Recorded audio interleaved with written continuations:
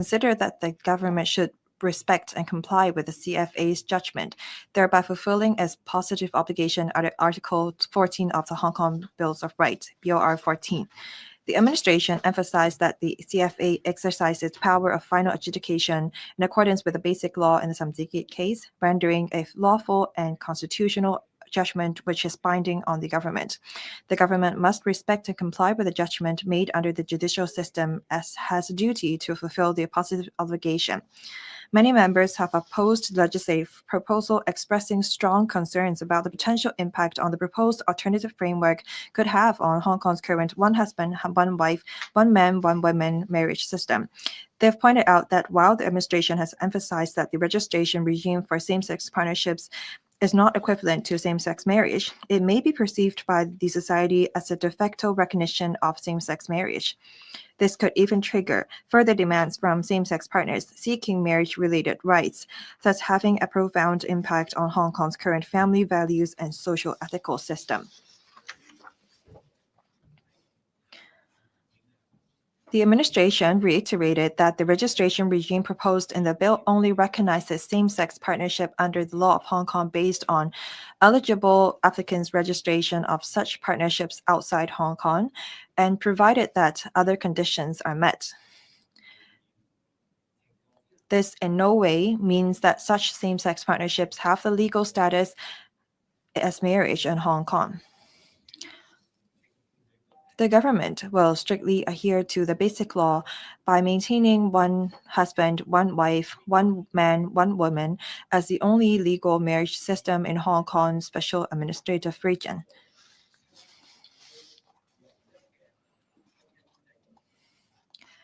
Some members noted that the 2-year suspension period following the final order of the CFA made on the 27th of October 2023 will expire soon, and asked about the potential consequences if the bill is ultimately not passed by the Legislative Council, as well as the administration's follow-up plans.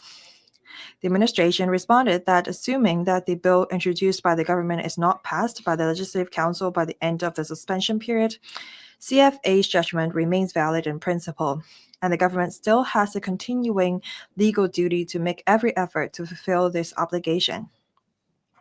If necessary, the government will seek legal advice from the Department of Justice and make appropriate arrangements in light of actual circumstances.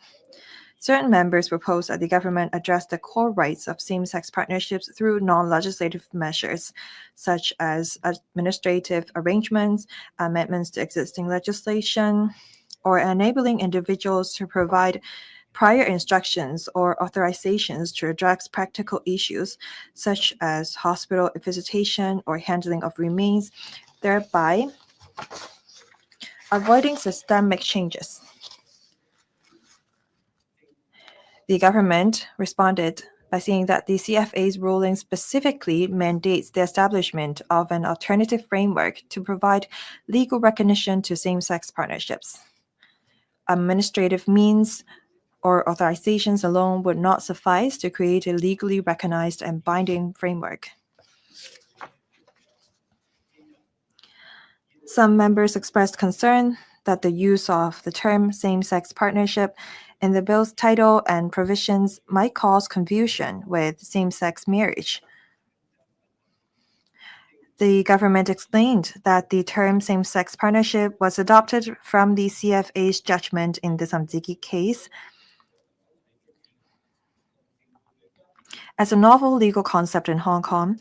The terminology in the bill was carefully chosen to avoid conflating same-sex partners with spouses in opposite-sex marriages.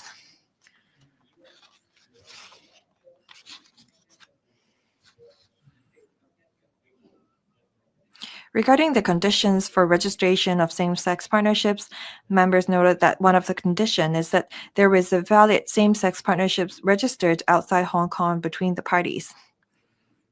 In this connection, members requested the administration to clarify whether the reference to registered outside Hong Kong in the bill includes same-sex marriage registrations or same-sex civil union registrations completed in foreign consulates in Hong Kong under the laws of the relevant countries. In addition, pursuant to the bill, a valid same-sex partnership registered outside Hong Kong may include any same-sex marriage or civil union registered remotely under the law of a place outside Hong Kong. Some members expressed worries that this may be perceived as no different from getting married in Hong Kong, and may even lead the general public to regard it as recognition of same-sex marriage in Hong Kong. The administration explained that as the legal recognition conferred by the registration regime should be based on a committed and stable same-sex relationships, the bill proposes using a valid registration outside Hong Kong as a more objective, clear, and easily verifiable criterion. Moreover, the relevant condition is that same-sex partners must have a valid registration under the law of the relevant jurisdictions outside Hong Kong. As regards allowing same-sex partnerships registered remotely under the local law to be accepted as proof, the main consideration is whether that same-sex partnership has been registered under the law of the relevant place. Members also requested the administration to clarify various details of the procedures for registration and rectification of registration of the same-sex partnerships.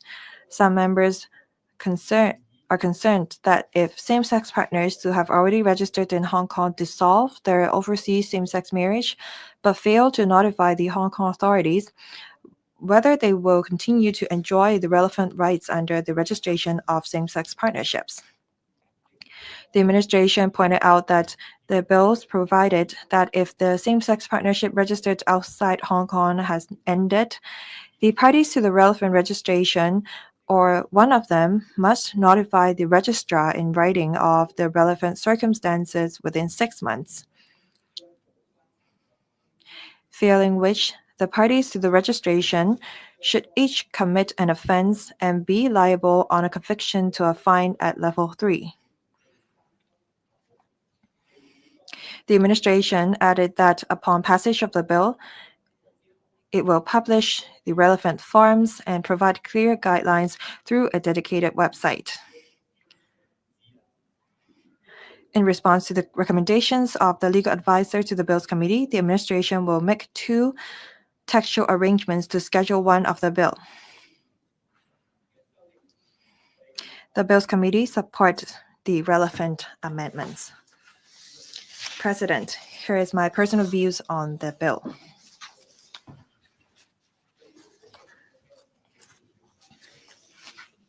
Regarding this registration of same-sex partnerships bill, while we respect diversity, but we have to also uphold traditional family values. Everyone comes across different issues as we survive legislative councils. Every person in the community have the responsibility to look into how we can leverage on different policies and measures to address various issues. Legislation should not be the only means to solve the problem. Same-sex partners may come across different problems in their daily lives, such as on inheritance. Some of the measures may not facilitate them in terms of after-death arrangements.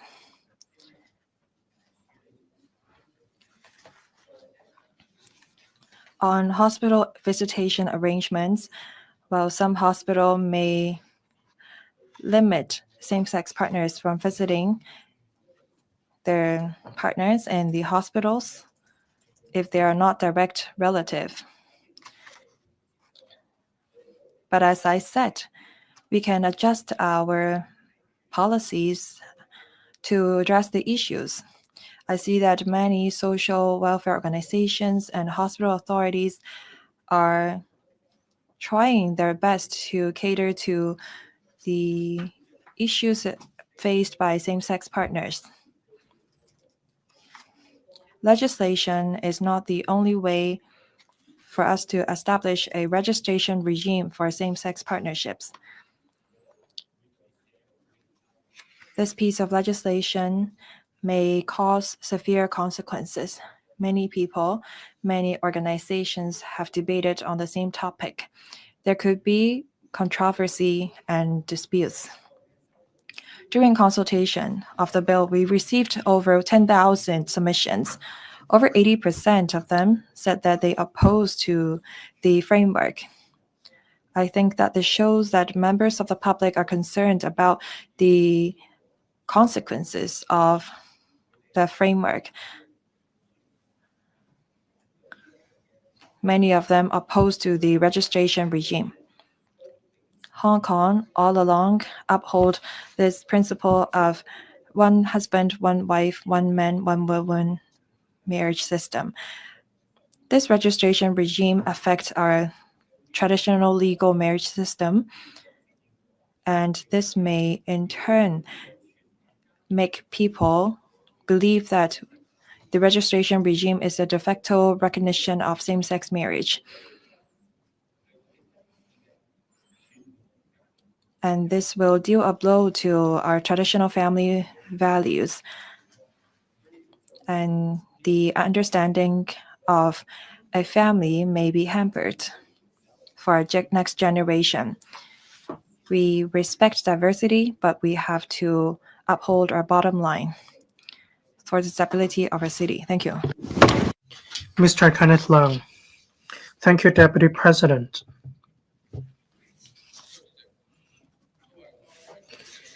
I'm a member of the Bills Committee. Now, at the second reading debate, I'd like to share with you my views. In order to better understand this bill, we need to understand the gist of the judgment of the Court of Final Appeal on the case of Shamsi Kit. It's about the formulation of an alternative framework to protect the rights and benefits of homosexual couples. It also sets out that the constitutional protection for marriage is confined to monogamous and heterosexual marriage. That is also enshrined in the Basic Law. I respect the judgment of the Court of Final Appeal and the grounds thereof, but I think we need to tread cautiously. We cannot affect the core values of a monogamous and heterosexual marriage system. This is an important principle I uphold. Different quarters of society have expressed different concerns. The Council received over 10,000 submissions. Over 80% of these submissions expressed opposition against the bill. They are afraid of further controversies over the bill and that the values of children and adolescents might be affected. This will also affect social values. We can see that this bill hasn't yet obtained mainstream acceptance and support. There is still controversy surrounding the bill. Going back to the gist of the bill, despite the government's hope to establish a registration system for homosexual couples,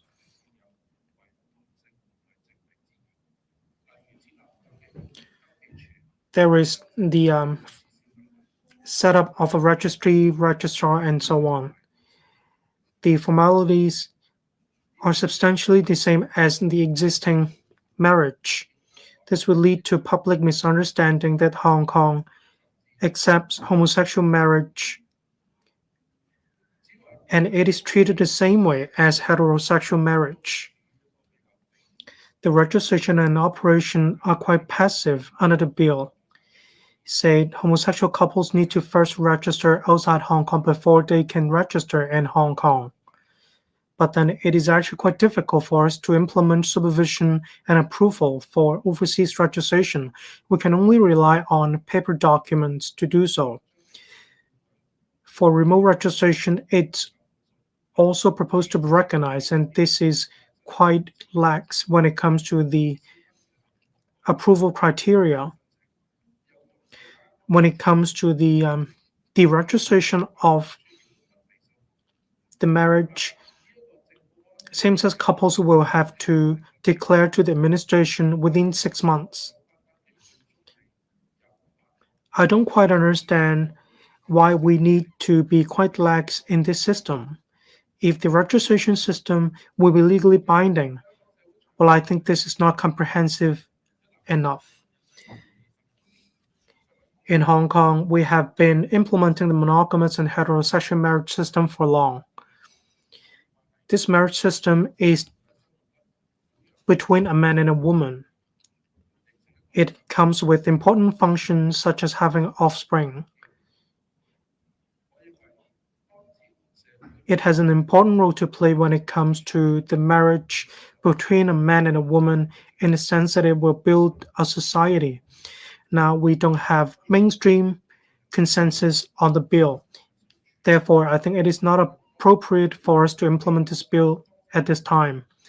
We need to come up with other methods to protect the interests and rights of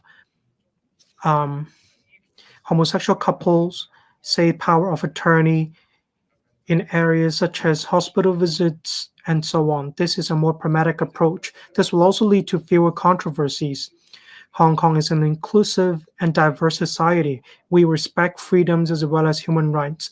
In the meantime, we respect judgment of the court as the rule of law is a cornerstone of Hong Kong. However, the bill isn't just about human rights and the rule of law. It's also about the core family values, social values, as well as the monogamous and heterosexual marriage system in Hong Kong. It has to do with the overall interest of society. That's why I think that the administration should look for a better way to implement its positive obligation. The legislature has a responsibility for reviewing all legislation and be a good gatekeeper in order to safeguard the overall interest of society. That's why I find it difficult for me to support this bill. I also submit thank you, Deputy President. Mr. Martin Liao. Deputy President, regarding homosexual partnerships in Hong Kong, we haven't yet had common consensus.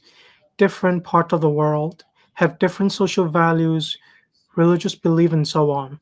These are the factors on which they decide whether they will recognize same-sex partnerships. For example, the Netherlands, Canada, France, Germany, the UK, US, Australia, South Africa, Taiwan, Thailand, a total of 40 countries recognize homosexual marriages. Japan doesn't recognize same-sex marriages.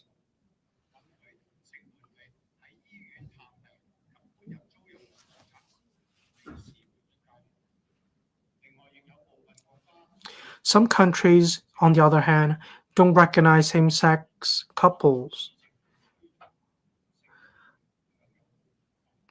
But courts recognize or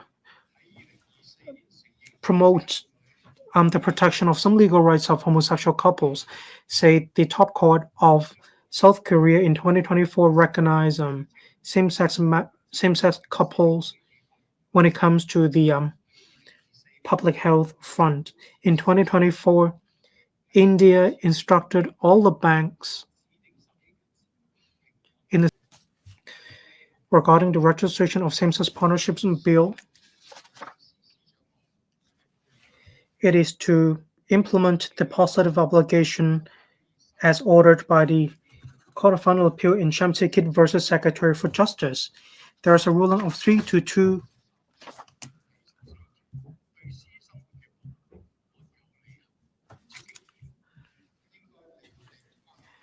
in relation to Hong Kong Bill of Rights, Article 183, Section 14. That is the protection of privacy, family, home, correspondence, honor, and reputation. This order was made on the 27th of October 2023. It is being suspended for 2 years for it to be implemented. The administration has the responsibility and obligation to implement the judgment of the court. Society needs to respect the judgment of the court. Without doubt, in Hong Kong, there is discrimination against same-sex couples. There is unfairness in Hong Kong. Same-sex couples may have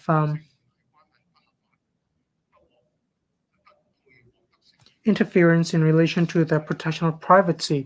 That's why they feel that they are beneath others. They even feel that they are insulted. We are a metropolis. We are a diverse and inclusive society. We should strive to be an inclusive society. In a Court of Final Appeal, by a majority ruling, the Court of Final Appeal ruled that the legislature and the executive have the room to set up an alternative framework, including the appropriate rights and obligations attendant on the recognition of same-sex couples.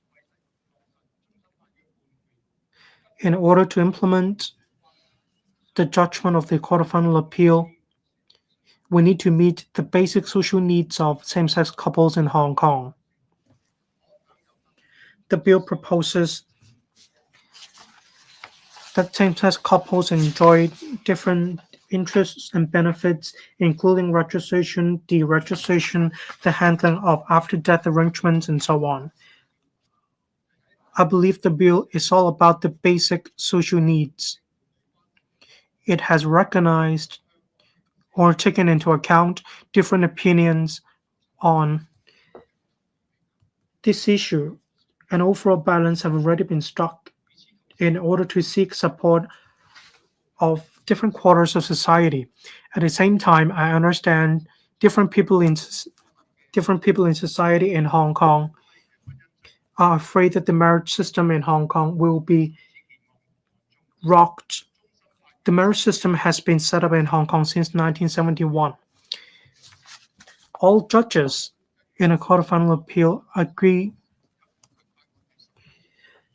that in relation to Article 19, Bracket 2 of the Hong Kong Bill of Rights, as well as Article 73 of the Hong Kong Basic Law, the marriage system in Hong Kong is only confined to heterosexual marriage. We shouldn't, we should not see it as a way to recognize homosexual marriages. We don't recognize homosexual marriages, but we recognize homosexual relationships.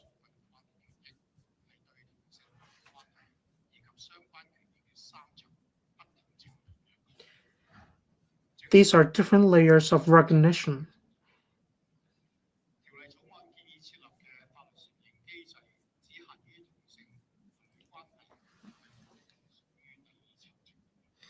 And the bill is about the second layer. And it doesn't mean that Hong Kong recognizes same-sex marriages.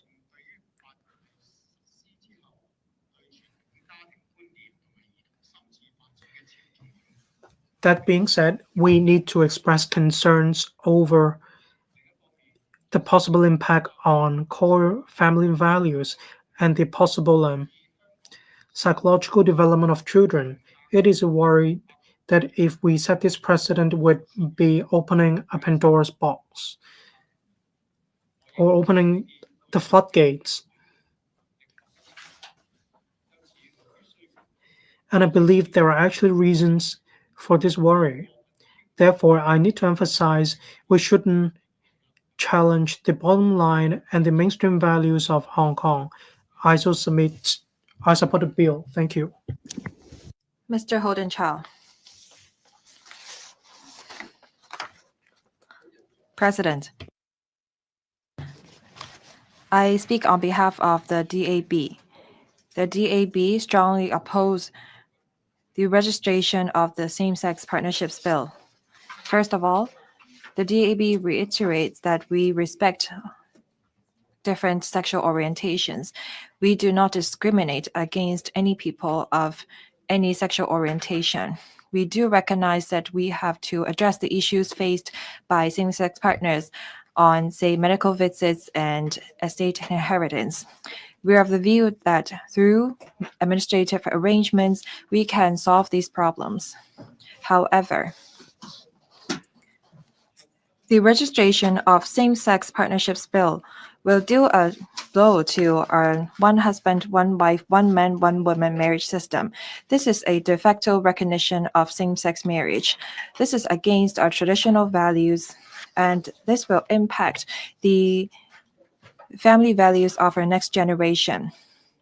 In the future, should we teach our children that marriage is between one man and one woman? Is that still the mainstream value in the future? Once we pass the bill, we are in turn encouraging members of the public to register for same-sex marriage in other countries and then come back to register for same-sex partnerships in Hong Kong.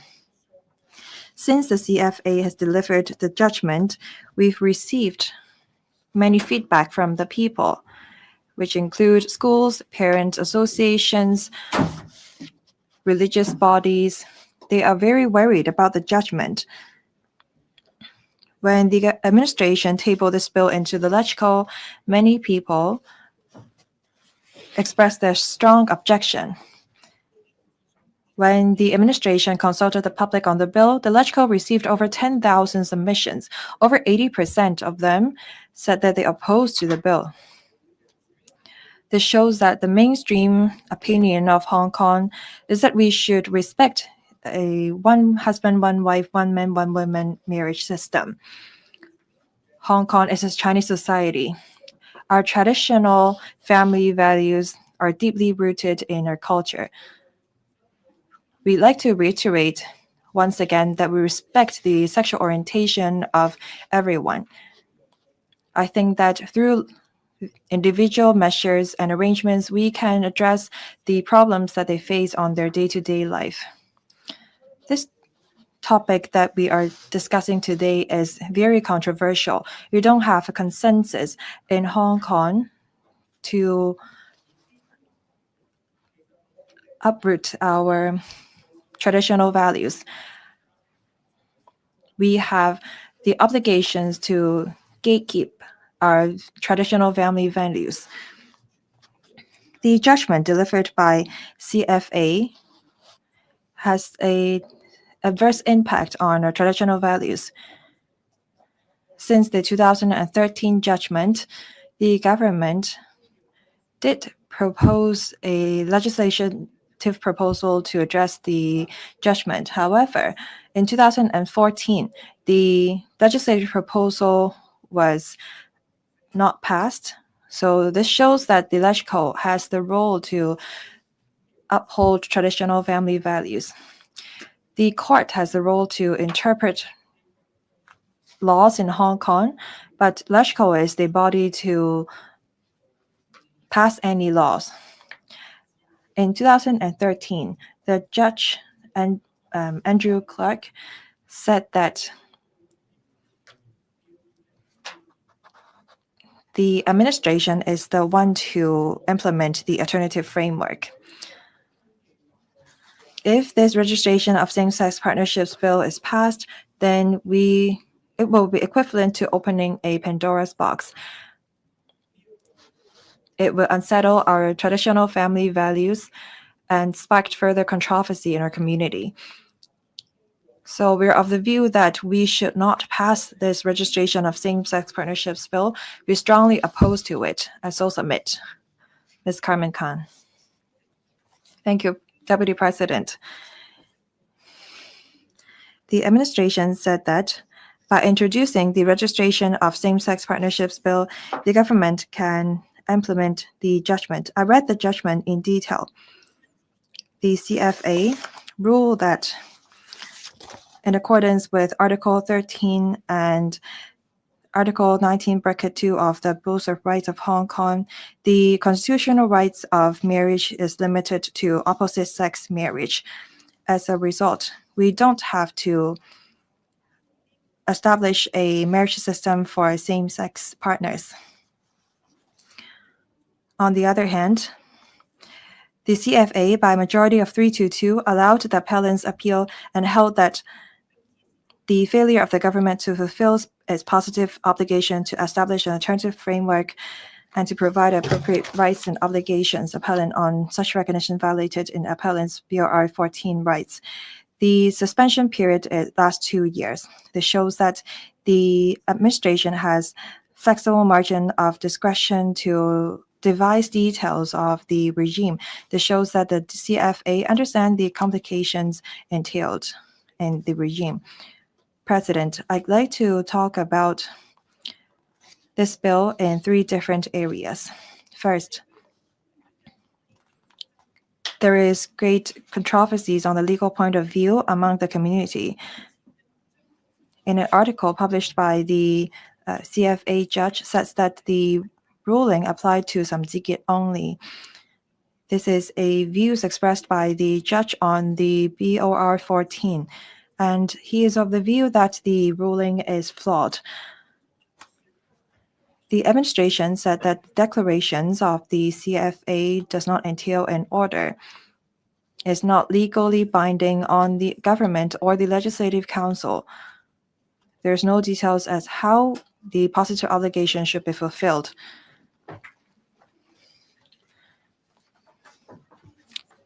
The BOR 14 and the ICCPR Article 17, well, the wordings in the two are the same, which says that the private social needs and rights should not be eroded upon.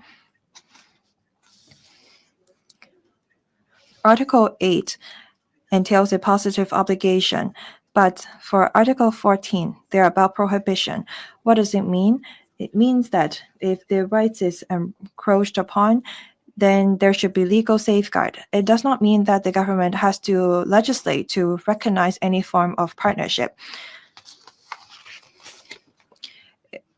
Not having a registration regime does not mean that the rights and obligations of same-sex partners are being affected or intruded. Should the government establish alternative framework for every stable and committed relationship? It should not be the case. So how should we rectify the mistake? That's a question. Second, there is no consensus that this bill will not impact traditional family values. The government said multiple times that they are upholding the one husband, one wife, one man, one woman marriage system, and that traditional values will not be affected. We can take the UK example. In 2004, the UK allowed civil union between same-sex partners. Many people thought that that was the end to it. However, the Cameron administration legislated for same-sex partners 10 years afterwards. There is controversies regarding the title of the bill, and there is oath-taking arrangements, which is similar to heterosexual marriage system. We also have a registration certificate for same-sex partnerships, which is almost the same as same-sex partnerships or same-sex marriage. 80% of the 10,000 submissions to the Legislative Council said that they're worried about the recognition of same-sex marriage. They don't want us to make the mistake as the UK government did. I think that we can resort to administrative arrangements without a will. How will the order of inheritance be? I don't think that we have to resort to legislation. Third, I don't think that there is a consensus on the details of the core rights and bills, core rights and obligations. The list of core rights and obligations on, say, medical visits and after-death arrangements, there is no consensus. Some people think that the list is not exhaustive enough, something that is too much. The CFA does not include in the order any details. I think that through amending existing legislations and establishing administrative arrangements, we can address these issues. Say, for example, the AMD, the Advanced Medical Directives. Once the patients have signed off on such order, then they don't have to go through CPR. And on organ donation, the relevant person can sign up for it individually. We don't need the consent from same-sex partners or the spouse of the patient. Deputy President, I'd like to talk about the consequences of not legislating for the bill and if there is any adverse consequences. Some people say that our rule of law will be impacted if we don't legislate for it. I think that by tabling this bill into the LegCo, this shows that the administration respects the rule of law. We need each parties from the executive and legislature to respect each other. In the 2023, the Chief Justice said that the court is to interpret laws but not legislate.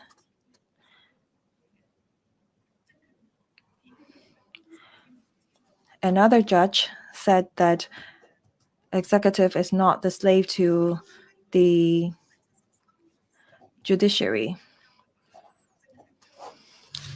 I think that by tabling this bill, the government is fulfilling its role. The legislature is not a rubber stamp. We should scrutinize any bills tabled before us. Some say that our international status will be affected if we don't legislate for this bill. We should not have regard to this factor. In the judgment delivered by the CFA, it is said that the registration regime has nothing to do with the court, but the administration. We should not just create a new piece of law just to protect our international status. Only 38 countries in the world recognize same-sex marriage, so this is not a global trend. I don't think that we should confuse humanitarianism with recognition of same-sex partnerships. I scrutinized the judgment and the bill and listened to many members of the public. I read the submissions to the LegCo. I must point out that there is no consensus in the community on the bill.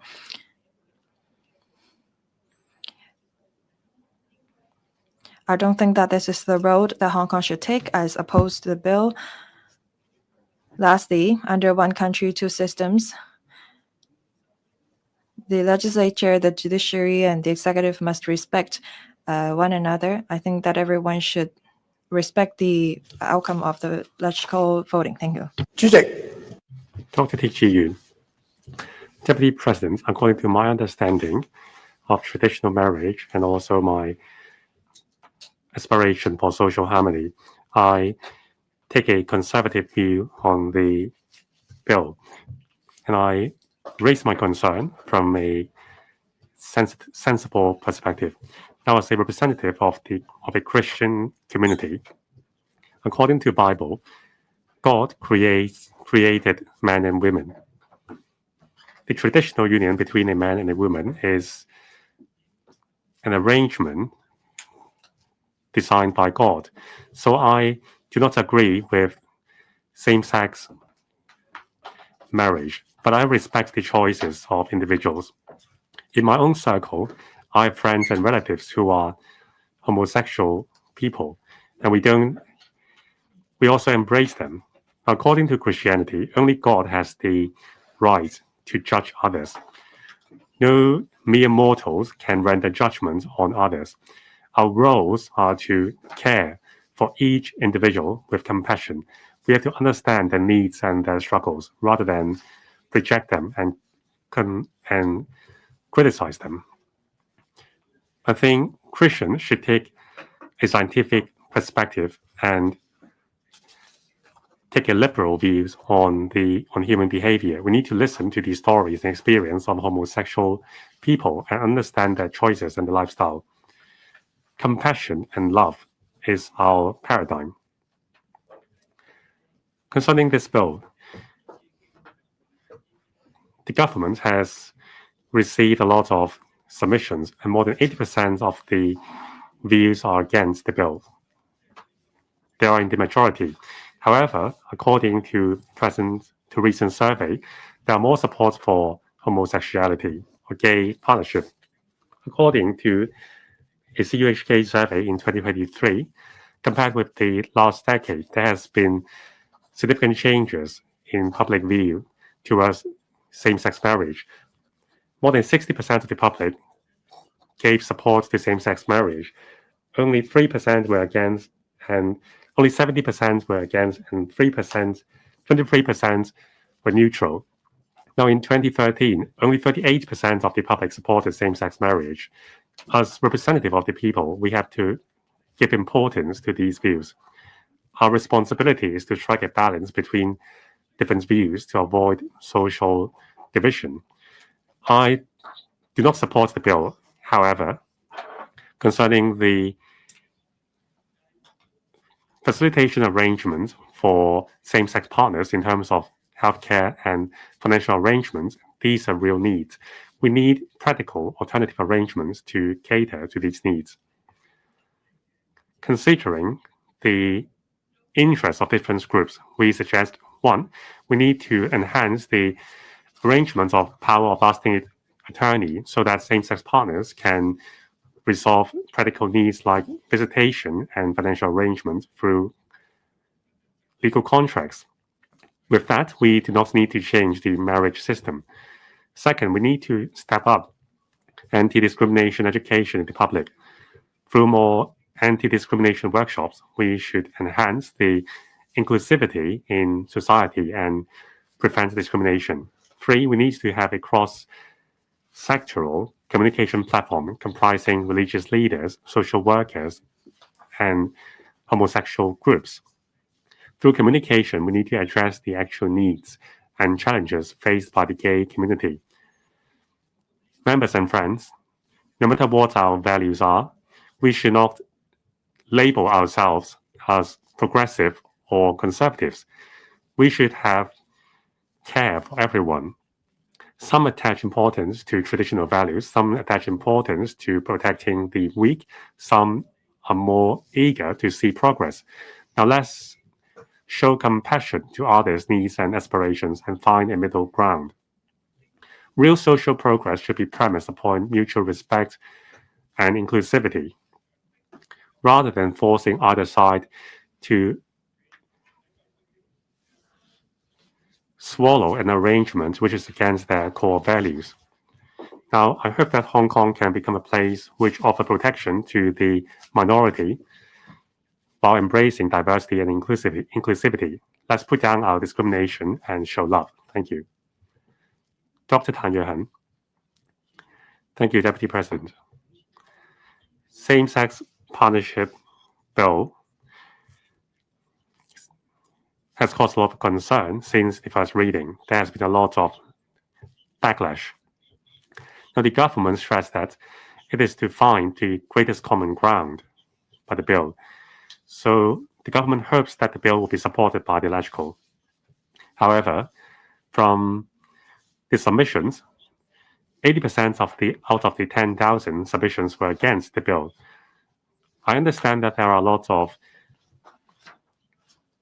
opposition from religious bodies and also traditional groups. Now, the Legislative Council is the most important body representing public voices. As a member of the LegCo, I would give priority to representing the majority view in society. I think there is still not the condition for passing the registration of same-sex partnerships bill, so I will vote against the bill. Now, the government has emphasized that the same-sex partnership does not enjoy the equivalent rights under marriage. Now, the Constitution specifies that our marriage system is between one man and one woman and one husband and wife. However, recognizing same-sex partnership is equivalent to recognizing same-sex marriage. It gives rise to the concern that in the future, same-sex marriage will be legal in Hong Kong. Conferring onto same-sex partners rights that should be exclusive to married couples is wrong. We are also concerned about the subsequent issues after passing the bill. It's not just controversial in society, it is also an attack, an onslaught to traditional values and core values.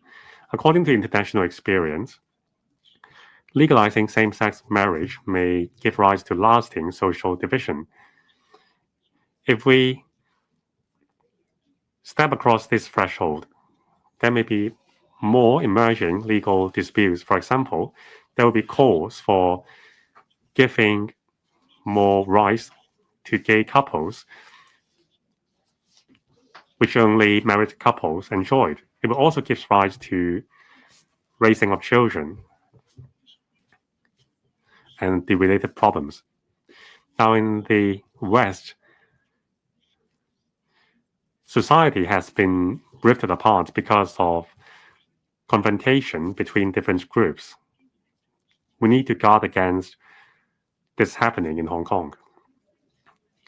But I think, without the premises of traditional and cultural foundation, we should not pass this bill. But I call for all parties to say no to discrimination. We need to understand earnestly the difficulties faced by the minorities in life. Hong Kong is an inclusive city. We need to keep on being inclusive.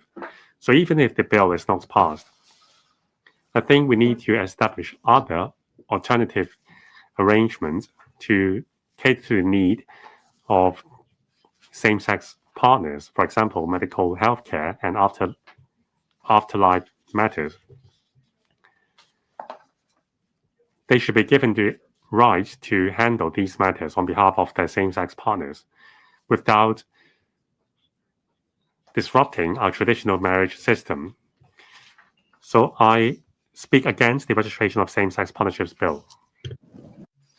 Mr. Ambrose Lam.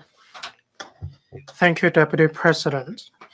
The legislative proposal of the administration this time round relates to the case Shamsi Kit versus Secretary for Justice in the Court of Final Appeal. The Bar Association of Hong Kong and the Law Society of Hong Kong said that we should respect the judgment of the Court of Final Appeal. The chairman of the Bar Society of Hong Kong said that even if we cannot obtain public consensus on the bill, we will definitely be able to seek ways to reach public consensus because Hong Kong is a diverse society. But then rule of law shouldn't be compromised. I respect and agree with the opinions of the chairman of both Law Society of Hong Kong and Bar Association of Hong Kong. We need to ensure the spirit of the Court of Final Appeal will be implemented. The 5 judges of the Court of Final Appeal have diverse views on an alternative framework in relation to same-sex partnerships. For judges holding opposing views, they are afraid that the alternative framework will, in the long term, affect the monogamous and heterosexual marriage system enshrined in the Hong Kong Basic Law and the Hong Kong Bill of Rights. We respect the marriage system of China and social ethics in Hong Kong. The Court of Final Appeal recognizes that the monogamous and heterosexual marriage system is the basic marriage system or social system in Hong Kong. In the judgment, it is said that we don't recognize any other types of marriage registered out of Hong Kong, but we need to respect the provisions in the Hong Kong Bill of Rights. That is exactly why we need to establish an alternative framework. Paragraph 183 said that the administration needs to consider different factors, including age requirements, heterosexual marriage system, and so on. In other words, according to the logic of the Court of Final Appeal judgment, it's not just about homosexual couples. We need to express respect in different jurisdictions. We need to set up an alternative framework in relation to a diversified an inclusive marriage system in society. Well, the monogamous and heterosexual marriage system is the common one, but in a total of 200 jurisdictions all over the world, 38 jurisdictions recognized homosexual marriage system. In Islamic laws, they recognize multiple wives married to a man. They have sought support from different jurisdictions, say the Middle East, Africa, Singapore, Malaysia, Indonesia, the Philippines, Arabic, and so on. According to Islamic laws, a husband needs to treat four wives in a fair manner. Even when they are going to purchase properties, they will have to buy four properties for each of the four wives. In Nepal, in India, there are polygamous marriages. So should this type of marriages be protected by the Hong Kong Bill of Rights as well? If the registration of same-sex partnerships bill only applies to same-sex partnerships, then this is another type of discrimination against other types of marriages. According to the spirit of the judgment of the Court of Final Appeal, this will be against Article 14 of the Hong Kong Bill of Rights as well. This will lead to more legal disputes for sure. The role of the Legislative Council matters. The Court of Final Appeal proposes having an alternative framework for same-sex partnerships. They said so in the judgment. The government has the responsibility for establishing an alternative framework for same-sex couples. However, in paragraph 213 of the judgment, the judges emphasize that the court, on replacing the role of the administration or the legislature, the court only exercises its power to implement Article 14 of the Hong Kong Bill of Rights. That is about the rights and benefits of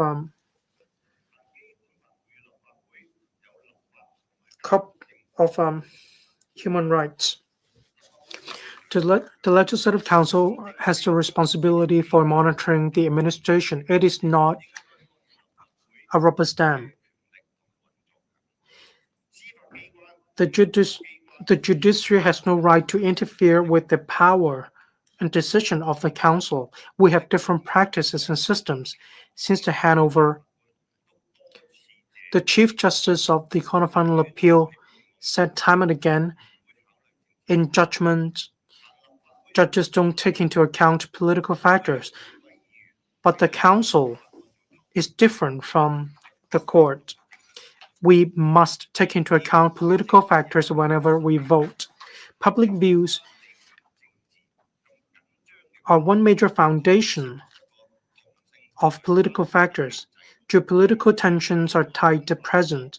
If we're going to recognize or if we proceed with establishing an alternative framework, is it a kind of damage to traditional Chinese culture?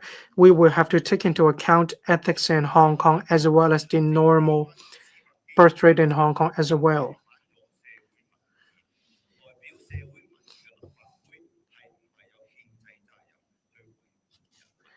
Does the council have the constitutional responsibility to implement what the public wants?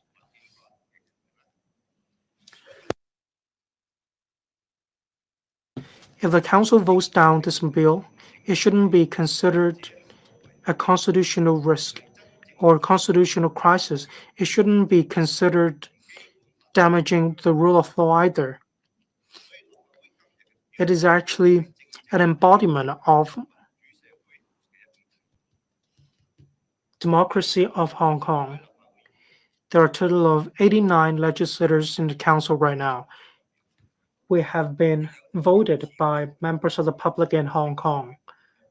We have listened to the views of all members of the public. We're going to vote in a moment. Our votes, either support or against, are the mainstream views of the public. I'm a legislator in the legal field, but I do have the constitutional responsibility to speak on behalf of all members of the public in Hong Kong. The vast majority of the members I represent are against the alternative framework this time round, as this bill will rock the foundations of the marriage system in Hong Kong as well as the social ethics in Hong Kong.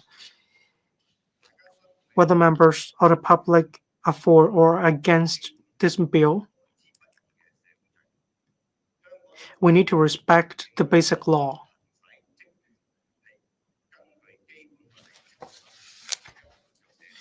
According to Article 73, Brackets 1,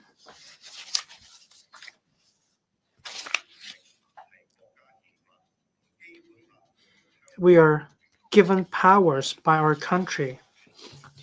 We are to enact, amend, or repeal laws in accordance with the provisions of this law, and our powers and functions are enshrined in the basic law. I so submit. Thank you. Ms. Maggie Chan. Thank you, Deputy President. I'm against the registration of same-sex partnerships bill. That is because this bill rocks the foundations of the monogamous and heterosexual marriage system in Hong Kong. When the Council votes down the bill, it will not give rise to constitutional crises. Instead, it will embody the checks and balances between the legislature and the administration. It will also show that the Council is not a rubber stamp. The following are my reasons for voting down the bill. First, the monogamous and heterosexual marriage system shouldn't be undermined at all. In accordance with Article 37 of the Basic Law and Article 19, Brackets 2 of the Hong Kong Bill of Rights, as well as Cap 40 of the Marriage Ordinance, a marriage in Hong Kong is limited to one man and a woman to the exclusion of homosexual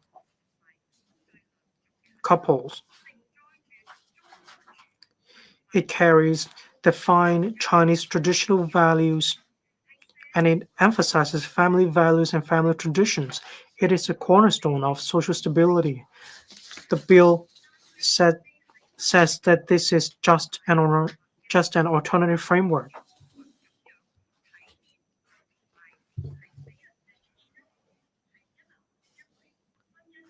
But it fails to show society the exclusivity of homosexual marriages.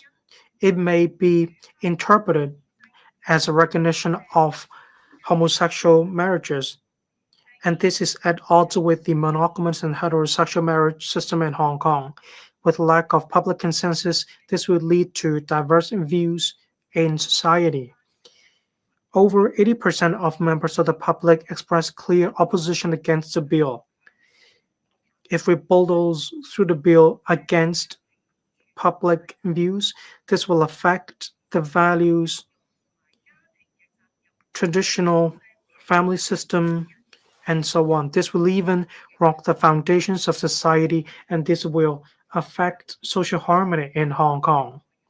This will also rip society apart.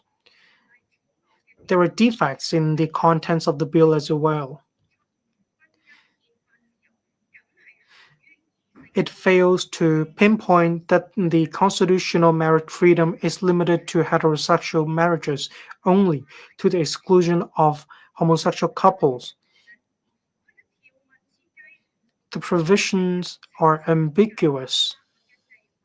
It fails to delineate the position, the role of law as well as the rights, and this may give rise to legal disputes. This will also affect the legal basis of the existing marriage system in Hong Kong. I propose that the administration improve the existing legal framework in order to protect all members of the public, and I mean all members of the public, covering their core rights and their basic social needs. We need to establish a mechanism of living partners transcending different genders. We need to cover all members of the public. We need to bid farewell to sexual discrimination.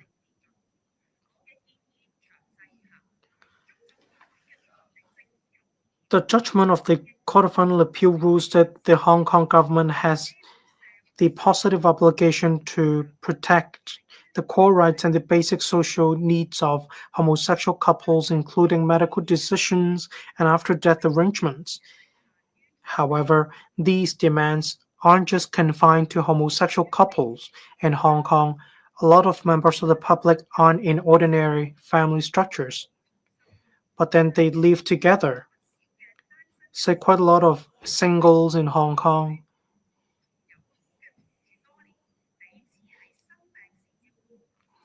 They live with their partners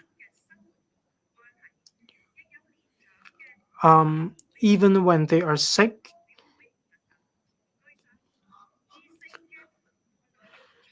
Some members of the public live together with their cousins, or some members of the public don't get married, even after a period of time when they have lived with their partners. Some people who live together don't have any partnerships or marriages, but in substance, they have the functions of supporting a family. If we are just talking about after-death arrangements, decision-making when it comes to surgeries, and if we only cover homosexual couples and if we ignore the groups of people I just now mentioned, this will create another type of discrimination and unfairness. Say, for a pair of homosexual couples, they can make a decision for their better half. However, for other partners who live together, they cannot make life-threatening, they cannot make decisions when one's life is at stake. They cannot make funeral arrangements either. In substance, this leads to discrimination against other members of the public. They are ruled out. That's not fair. That's not just either. That's why we need to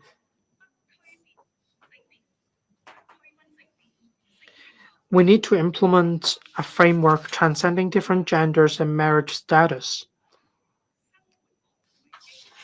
We need to formulate a framework on the basis of life partners.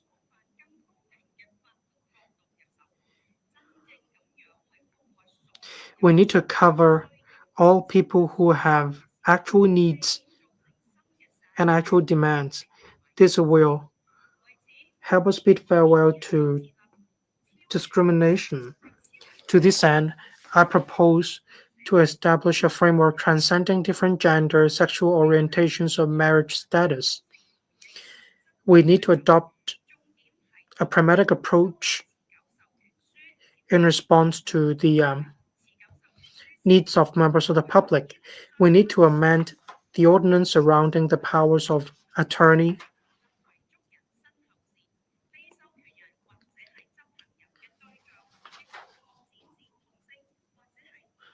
We need to provide more flexibility and accept partners of the opposite sex, close friends, or life partners in whom one confides. This will protect the basic needs of different members of the public. This won't rock the foundations of the existing marriage system. The Court of Final Appeal, in its ruling of Shamsi Kid's case, sets that different jurisdictions might have regard to the constitutional order, traditional legal procedures, and social values to develop the laws of any jurisdiction.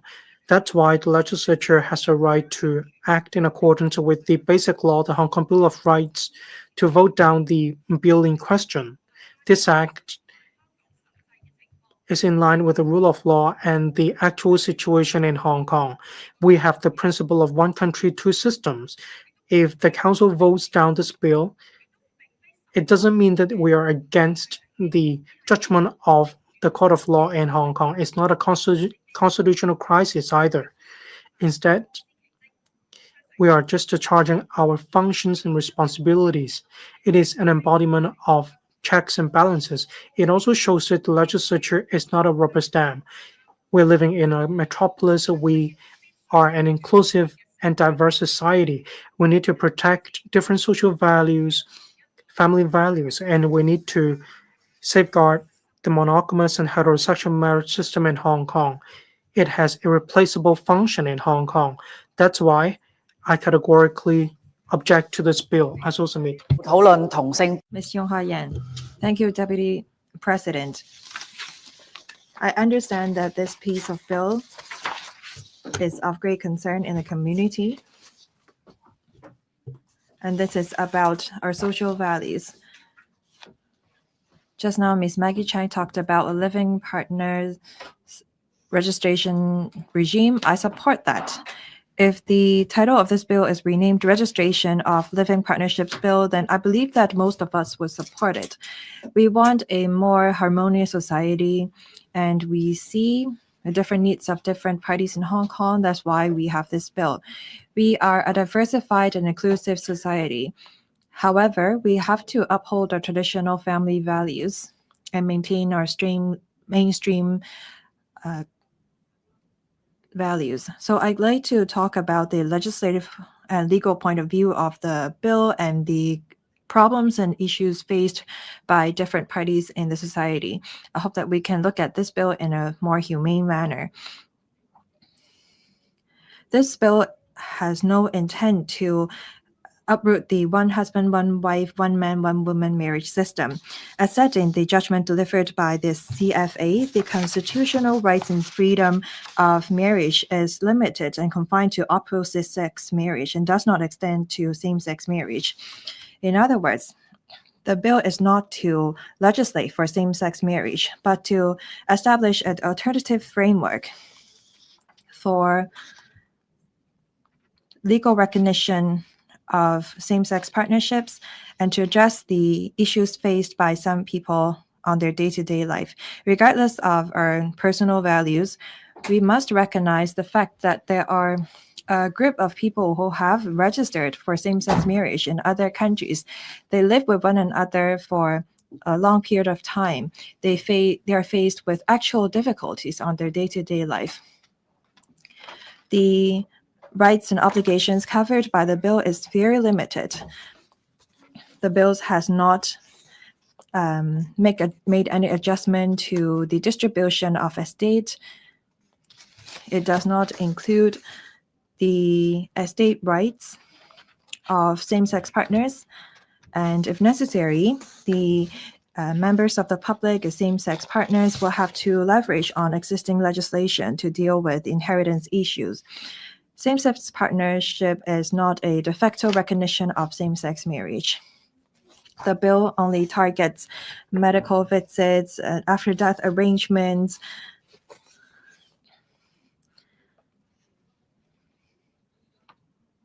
inheritance and estate management are not included in the bill. This is the government's response to the order made by the court. Regarding medical arrangements, people who are not direct relative to the patient cannot visit them during emergencies. Same-sex partners may have resided with one another for a long period of time, but because of their legal status, they were not able to stay with their partners as they spend the last hours of their lives. I don't think that's a humane arrangement. Same goes for the after-death arrangements.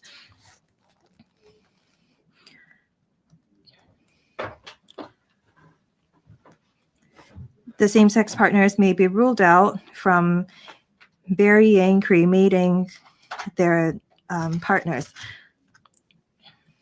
I think that everyone who has experienced their close relatives passing away would understand the pain behind not being able to be there for your partners when they are about to pass away or as they are being buried. So I think that we have to be compassionate. That bill just addresses these basic principles. And in terms of the design of the registration system, it is said that it targets only couples who have registered for marriage overseas. Regarding the rights and obligations under the regime, as I said, it only covers medical decisions and after-death arrangements. Same-sex partners are not empowered to exercise the rights conferred upon heterosexual marriage. I think that this is a very restrained response. The CFA said that under the BOR 14 that the administration has to establish a alternative framework. If we don't do so, then that will undermine our image and reputation, and the confidence in our rule of law will be undermined. Some people are worried that with the passage of the bill, we are recognizing same-sex marriage. However, we are to dispense with the gray area by introducing this bill. With a dedicated registration system, relevant members of the public's rights can be protected, and that will lower the chances of litigation. There are multiple bottom lines set in the system. The registrar will make sure that the regime will not be abused. There will be clear guidelines stipulating the rights and obligations. Personal privacy can be protected, and existing family and marriage system will not be affected by the same-sex partnership registration regime. This shows how inclusive Hong Kong is and how we've struck a balance between traditional values and being open. We're not to change the mainstream family values by introducing this bill. We're not taking a side. This is a reasonable and pragmatic approach. As CFA said, we have a marginal discretion to devise the details of the regime. I think that this framework is how we can be both compassionate and lawful. President, I so submit. Ms. Nixie Lam, thank you. After careful thought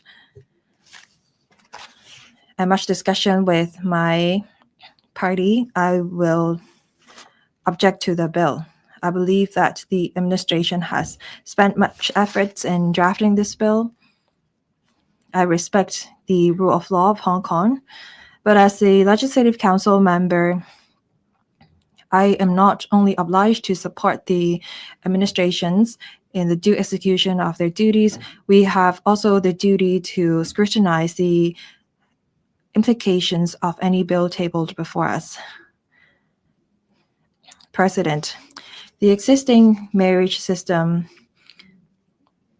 is about a union between one man and one woman. The traditional family values is how our society operates. Our marriage system is not just about the rights of spouses, but how our next generation understand this world. Our social welfare, social protection are complicated. If we are to implement a registration regime for same-sex partnerships, which is very much similar to that of same-sex marriage, that will destabilize our society, and there will be much controversy to be sparked in the community. We received 10,775 submissions. Over 8,600 of them objected to it. Some school principals wrote to me, sent messages to me expressing their concern about the bill. Actually, the majority of the society opposed to the regime. Some parents said that they are worried that their children wouldn't be able to understand what marriage mean, what spouse mean, what partners mean. And some religious organizations said that they are worried about the adverse consequences that this bill could entail. All this point to the same direction. Our marriage system is the bottom line of our society. We should not change it easily. President, I respect the rights to pursue happiness among all parties in the society, but I don't think that legislation is the way to go. This bill may seem to establish a framework to protect the rights and obligations of same-sex partners, but they have some long-term consequences. I think that the government and the members of the public should recognize the potential consequences and implications of having this registration system. We should strike a balance between maintaining our core values and respecting the rights of minorities. Thank you. Mr. Bill Tang. Thank you, Deputy President. On the 5th of September 2023, the Court of Final Appeal granted a declaration in the Sham-Chi-Kit case that the government must establish an alternative framework for legal recognition of same-sex partnerships within 2 years, and the government introduced the bill then. I do not support the bill. Some say that the bill is premised upon the CFA's judgment, but that does not affect my decision. I still respect the court. But as LegCo member, we collect views from society and we exercise our judgment, and in the spirit of public interest, we make our decision. Now, as a member of the FTU, my consideration is whether it is sensible, whether the bill is representative of the public opinion, and whether it is a timely moment to pass the bill, and also whether there are no other alternatives to the arrangement. Now, indisputably, this is an extremely controversial issue, if not the most controversial one in the past few years. It involves family values, humanity, rights, religions, and also culture. There is no consensus in society about that. I've conducted research, and I've read through all the public submissions. I think there are very diverse views towards the bill, and apparently there are more in society who are opposed to the bill. There is no middle ground so far. More importantly, 80% of the public submissions received by the LegCo, that is 8,000 of them, are against the bill. Now, more importantly, realistically speaking, there are more pressing problems that Hong Kong faces. There is a consensus that we should focus on our livelihood issues, the status of the public finance and the real economy. These are more pressing challenges that we should focus on. With limited social resources, we only have so much energy. It is not the time to deal with such a controversial issues with no consensus, which requires so much effort legally and administratively. Now, in the Sham-Chi-Kit case, the CFA rules that the Hong Kong SAR government must protect the basic social needs and rights of same-sex partners and demonstrate the spirit of all are equal before the law. Now, we understand that the executive, legislative, and judicial branches of the government would monitor and supervise each other. The CFA's role is to monitor whether the government is exercising the public power fairly. On the other hand, the Hong Kong SAR government would exercise that power according to the power conferred by the law, while the LegCo is responsible for supervising and monitoring the government's exercise of power and convey public views. Now, according to the basic law, the executive enjoys a large extent of power in exercising its governance, but its governance is subject to judicial review. Now, in this ruling, the CFA has ruled that the government has violated the Constitution and that the government must establish an alternative framework to recognize same-sex partnership within 2 years. The CFA has neglected the actual situation in Hong Kong. Now, it seems that the court is overstepping into the realm of Legislative Council in dictating what law the government should introduce. It is against the spirit of rule of law. By rule of law, it means that there are some guiding principles restraining the exercise of power in Hong Kong. Unless there are sufficient justification, these basic rights means that we need to protect basic human rights without infringing and violating others' rights. But that applies to the same-sex partnership system as well.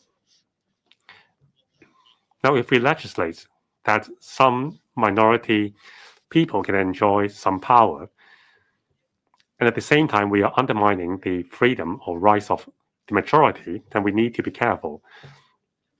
When the law confers power onto someone, the power cannot be exercised in a way that undermines others' rights and power. And more importantly, a piece of legislation should bring greater benefits to society as a whole. So we need to protect social values and customs which have been beneficial to our society. Now, the principle to embrace is to find the greatest common ground to achieve the ultimate overall interest of society. We must prove and justify the merits of a law. If this is a piece of legislation that is based on a single ruling rather than a consensus in society, well, that would be overstepping into the LegCo's power. All is equal before the law. So we need to give consideration to all individuals' rights and welfare when we consider introduction of a law. So we need to think whether the law will be beneficial to all in society. Now, according to the CFA's judgments, the government only has 2 years' time to introduce the law. It is too short. The bill has not been discussed widely by society, and there has not been a public consultation. Without a public consultation, how can we reach a consensus? If we are rushing through this piece of law, it would undermine the quality of our legal system and cast doubt on the spirit of rule of law in Hong Kong. I respect the CFA's judgment and I have faith in our judicial system. But I must say, the decision to establish this same-sex partnership recognition system with a time limit is close to overstepping onto the power of the government. I object to the bill. Mr. Tang Fei, Deputy President, this legislative term is coming to a close. Over the past 4 years, this bill is the first one that caused deep anxiety in me. I'm anxious, not just because the moral values and the dilemma involved, not just about the potential impact on our traditional family values and also on our educational system. I'm also anxious because as a LegCo member, what happened to the division of labor and separation of power between the executive, legislative, and judicial branch? Now, according to the explanation given by the CMAB at the meeting on the 3rd of July, at the panel meeting, The government officials stressed that according to the majority decision by the CFA in the Sham-Chi case, the CFA is of the view that the government has failed to establish an alternative framework for legal recognition of same-sex partnerships, according to Article 14 of the Hong Kong Bill of Rights. So there is a positive obligation for the government to establish this recognition system. The CFA stresses that it should be a legal recognition system. So in the judgment, the CFA explains that there must be a legal recognition system to achieve that effect. Now, to put it in layman terms, besides legislation and besides this registration of same-sex partnerships bill, there are no other alternative administrative or executive arrangements which can fulfill the CFA's requirements. Now, of course, the executive branch has to comply with the judgments rendered by the judicial branch. That's why the government has introduced this bill. But as the legislative branch of the government, we are in a dilemma. On one hand, if we refuse to pass this bill, so as a member, if I do not support the bill, the consequence would be terrible. I would be going against the spirit of the rule of law. But if I am just a rubber stamp, if I ignore the major public opinion, and also the large amount of opposition received by the LegCo, if we solely support the bill because of the CFA judgment, if we are so passive and submissive, then that's not sensible. So that puts me in a great dilemma, and I'm anxious. Now, Article 37 of the Basic Law empowers the Legislative Council to introduce, amend, or revoke law according to the Constitution. Judge Henry Litton said that the CFA is not a legislative organization. Now, if the bill is passed, the family court will also be a stakeholder. Now, this will affect the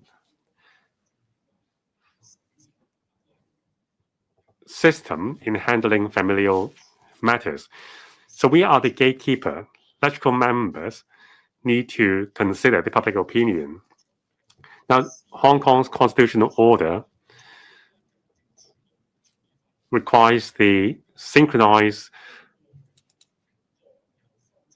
operation of the CFA's judgment, the executive branch's introduction of bill, and the LegCo's passage of the bill. Now, the LegCo has the right to pass or reject a bill. Now, a former government official points out that passage of bill is the constitutional right and power of the LegCo. All parties must respect this power. Now, this is what was said by Mr. Grenville Cross and Judge Henry Litton. So with that backing, even if I vote against the bill, I would not be criticized as going against the spirit of rule of law. And also, inherently, this bill is not very sound. Now, according to the bill, the alternative arrangement is that same-sex partners who have registered their civil union elsewhere or overseas can enjoy recognition in Hong Kong and have certain rights in relation to healthcare and after-death matters. In other words, for those same-sex couples who cannot afford registering their union overseas, they would be excluded by this bill. That is another kind of discrimination. Again, that is also not in line with the CFA's judgment, that is to meet the basic social needs of same-sex partners. Finally, whatever the outcome, now according to the government, there is no other way to go. But I hope that the government can consider carefully whether we can work on the premise of common sense and confer rights like hospital visitation rights and inheritance rights onto same-sex partners or other partners at all with a caring duty to their partner through social contracts and legal contracts, rather than establishing this system for recognizing same-sex partnerships, which may give the perception that we are embracing same-sex marriage. If that can be done, we can meet the requirements under BOR Article 14 while avoiding the potential impact to social values. Thank you. Mr. Tong Li-Te. Thank you, Deputy President. I support the monogamous and heterosexual marriage system in Hong Kong. On different occasions, I already pointed out the protection for human rights and the rule of law shouldn't be without any limits. We have different choices when it comes to our private life. The point is that we cannot affect the freedom and human rights of other people, or we couldn't engage in any act that would affect social ethics of society, such as legalizing homosexual marriages. This shouldn't be supported. The Court of Final Appeal in the case of Shamsi Kit said very clearly in the judgment, in accordance with the Basic Law and the Hong Kong Bill of Rights,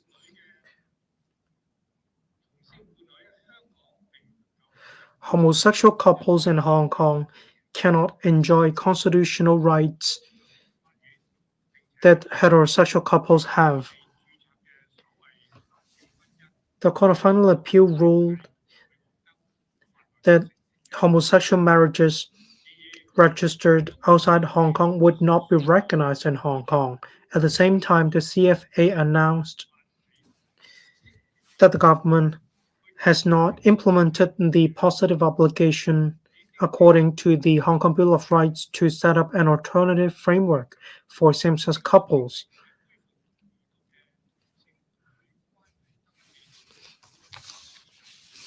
This is the reason why we are debating or having the second reading debate of the registration of same-sex partnerships bill.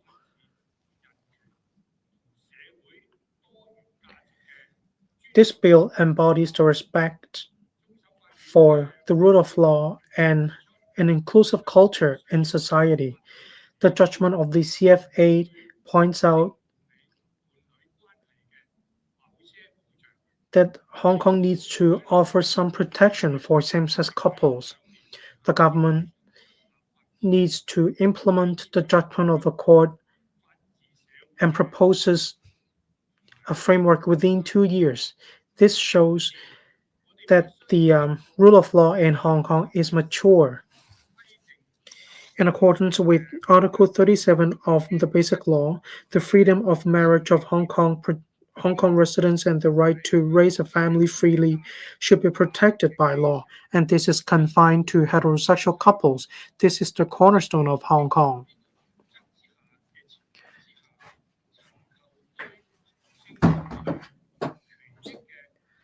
Hong Kong needs to offer protection to same-sex couples. Under this principle, we aren't going to change the existing marriage system. Instead, we offer basic legal protection and rights for same-sex couples in areas such as medical decisions, funeral arrangements, and so on. This is in line with the spirit of the judgment given by the Court of Final Appeal.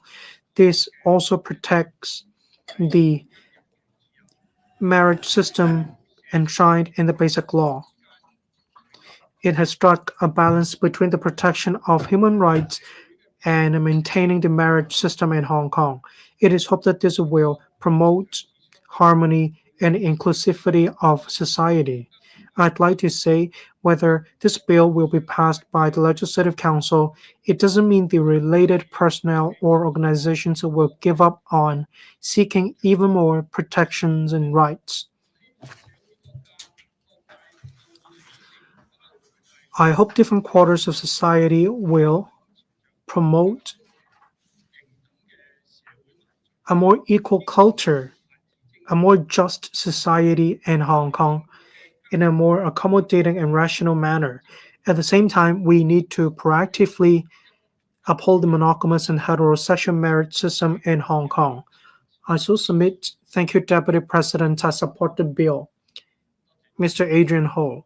Thank you, Deputy President. In September 2023, the Court of Final Appeal handed down a judgment and raised legal questions in relation to the case of Shamsi Kit. Without an alternative framework, it is at odds with the Article 14 of the Hong Kong Bill of Rights, that is the protection of privacy, as well as the related provisions under the Basic Law, that is Article 25.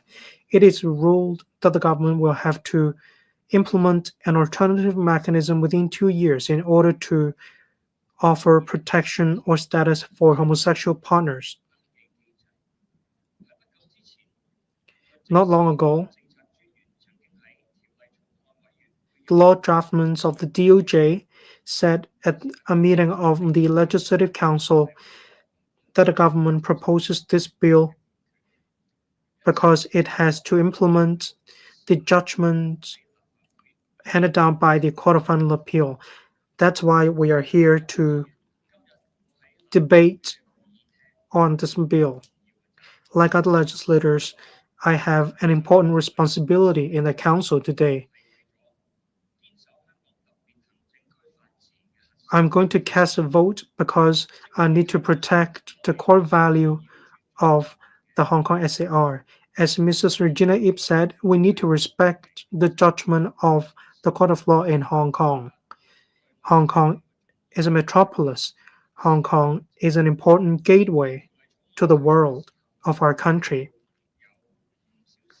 When this bill was introduced, I understand quite a number of members of the public and organizations wonder whether this bill rocked the foundations of the existing marriage system.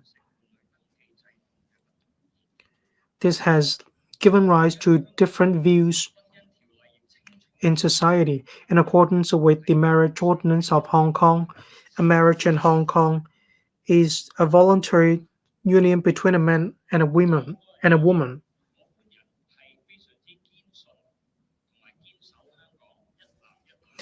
I uphold and I'm convinced that we need to uphold the monogamous and heterosexual marriage system. I hold firm to this belief. I come from a traditional Chinese family.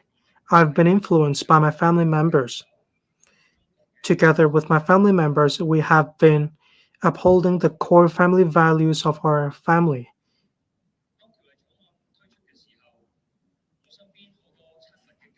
I have never wavered in this position. Quite many family members and my family members have given me some views and shared with me their views. Will this bill rock the foundations of the traditional core family values of China? Just now, I had lunch with my father. We had quite a fierce discussion with my father. In the end, I had to leave midway through our lunch. My identity is a legislator in Hong Kong, and I'm responsible for protecting the core values of the rule of law in Hong Kong. That's why I'm going to cast a vote for the rule of law in Hong Kong. I want to tell my father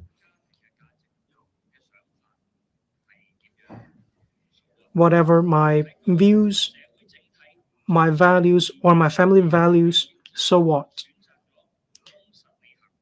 I have chosen to discharge my responsibility as a legislator in Hong Kong. I understand mutual respect among people matters. When we don't affect other people, including the respect for sexual orientations of different people, we need to respect each other. The Court of Final Appeal also says in its judgment that there's a lack of legal protection for same-sex couples at present. The result is that these couples will have to fight for their rights and benefits through judicial reviews. And I believe it is a suitable move for us to set down some criteria through the bill. Hong Kong is a metropolis. We're at the center of global attention. Members of the public pin high hopes on us. I respect all legislators in the council, and I respect all the choices and views of all legislators. We need a right timing, a right occasion to implement our obligation well. We need to showcase our image or reputation as a metropolis. Whatever the result of our vote is, I believe all members will accept the result. And I also believe that the administration has the right means and has the suitable method to handle this bill in order to address the situation. Thank you. Mr. Lai Tong-kok. Thank you, President. Our marriage system is between one husband and one wife, one man and one woman.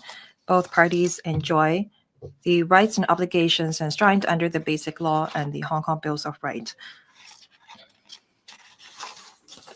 The New People Party and I do not support the legalization of same-sex marriage. I noticed that this stance of the Hong Kong SDR government remains the same. The administration has made a defense in the court, and I think that is evident to their stance. Samjikit launched a judicial review challenging the marriage system in Hong Kong. 3 different courts ruled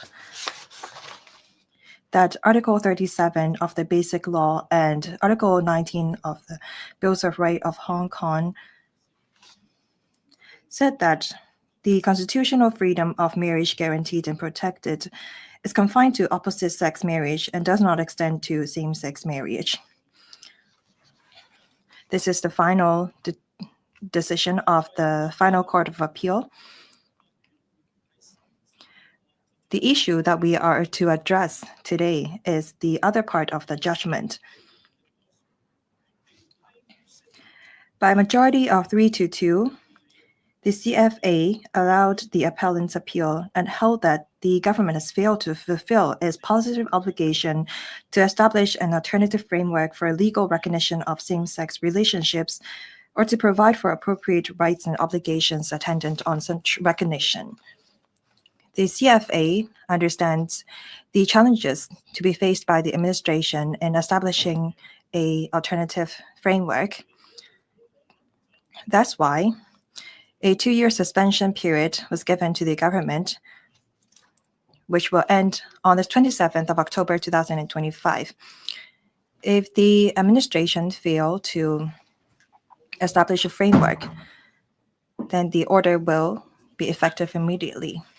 The government has no choice. They've lost the case.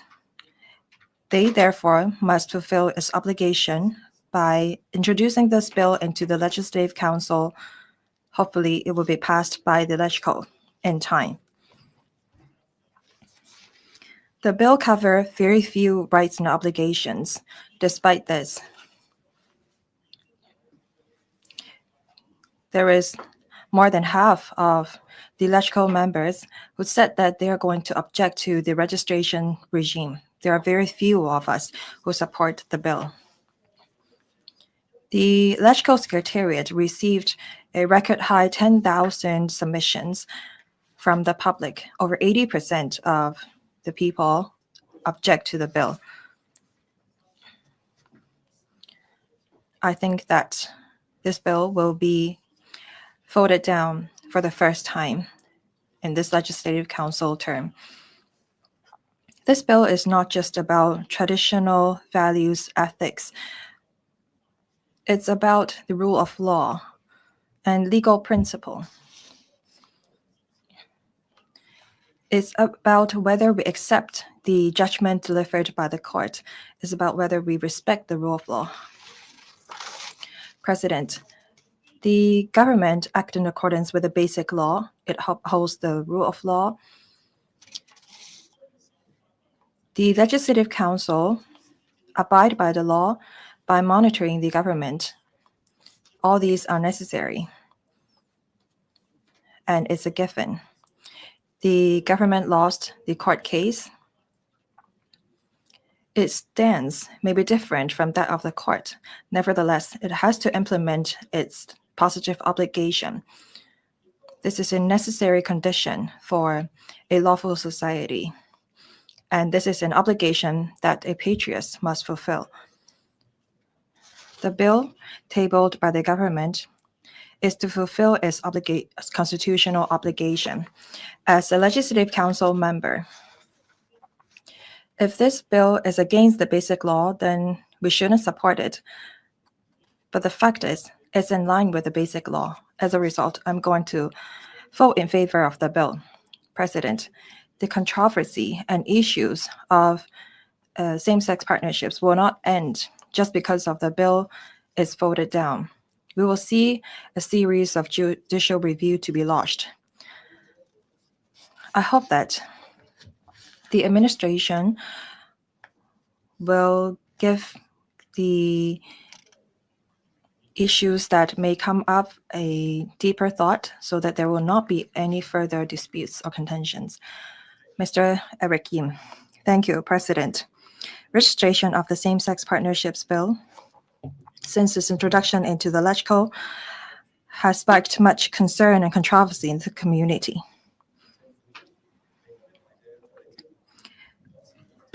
The administration tries to have this bill passed. I think that this shows the government's respect for the rule of law and the court's decision. This also shows that the government is not afraid of challenges. Over 30 countries and regions in the world recognize same-sex marriage. The bills have sparked much debate in the community. That's understandable. At the same time, however, we must recognize that one husband, one wife, one man, one woman marriage system is still the mainstream consensus in Hong Kong, which is a traditional Chinese society.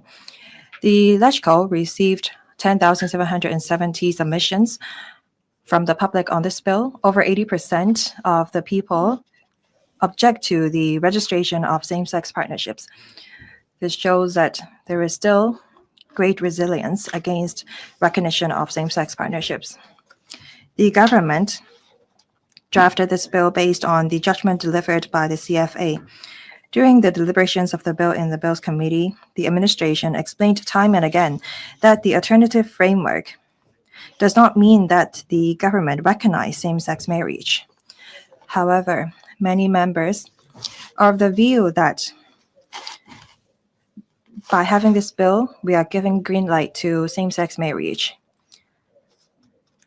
And this may give rise to law enforcement issues. Say, for example, the bill says that only partners who have registered as married couples overseas can register as same-sex partners in Hong Kong. Will this be unfair for those who have not been married in other countries? What happens if that particular countries suspend their recognition for same-sex marriage? How would it affect their registration in Hong Kong? Second, if the registration is voided by a single party, and if their marriage is not avoided in other countries, what happens? And what happens if one of the parties go for gender reassignment surgery? What happens to the registration? I think that these are the possible issues and legal controversies that we may face. The SAR is a city where the East meets the West. I think that general members of the public respect the sexual orientation of everyone. same-sex partners are treated fairly in Hong Kong. As a member of the Bills Committee, during deliberations of the bill, well, I received many feedback from the community and many different organizations. Some say that if we recognize same-sex partnerships, this shows our diversity, and this highlights our difference from the mainland.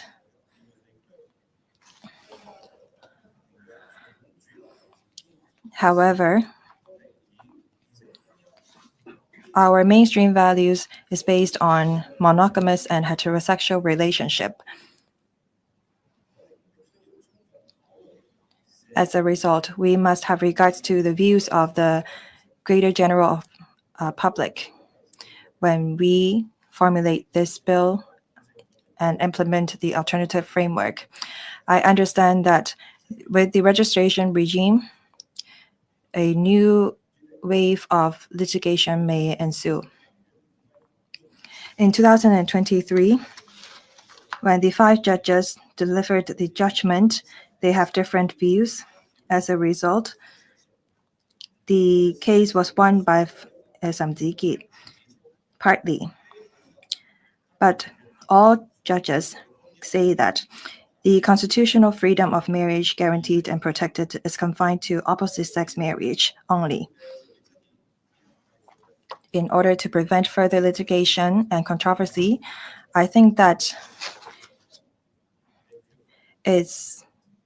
there is no consensus in the community for the establishment of an alternative regime. So I oppose to the registration of same-sex partnerships bill as was submitted. Dr. Junius Ho. President, when it comes to law, we need to be clear. I suggest members listen to Ms. Carmen Can's speech. Now, this case, FACV 14, 2022, Ms. Carmen Can just very nicely summarized it. She was spot on. She quoted the renowned, prestigious retired judge Henry Litton's speech. He's a great judge. Even in his retirement,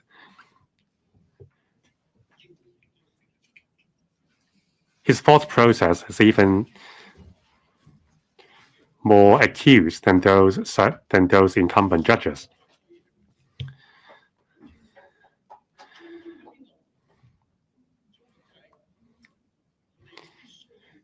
Now, the core is that we have to be on the correct side of things. In this case, the correct side, the correct path lies in monogamous heterosexual marriage. But there are some who go astray. We show regret and compassion to them. We want to steer them back to the right path.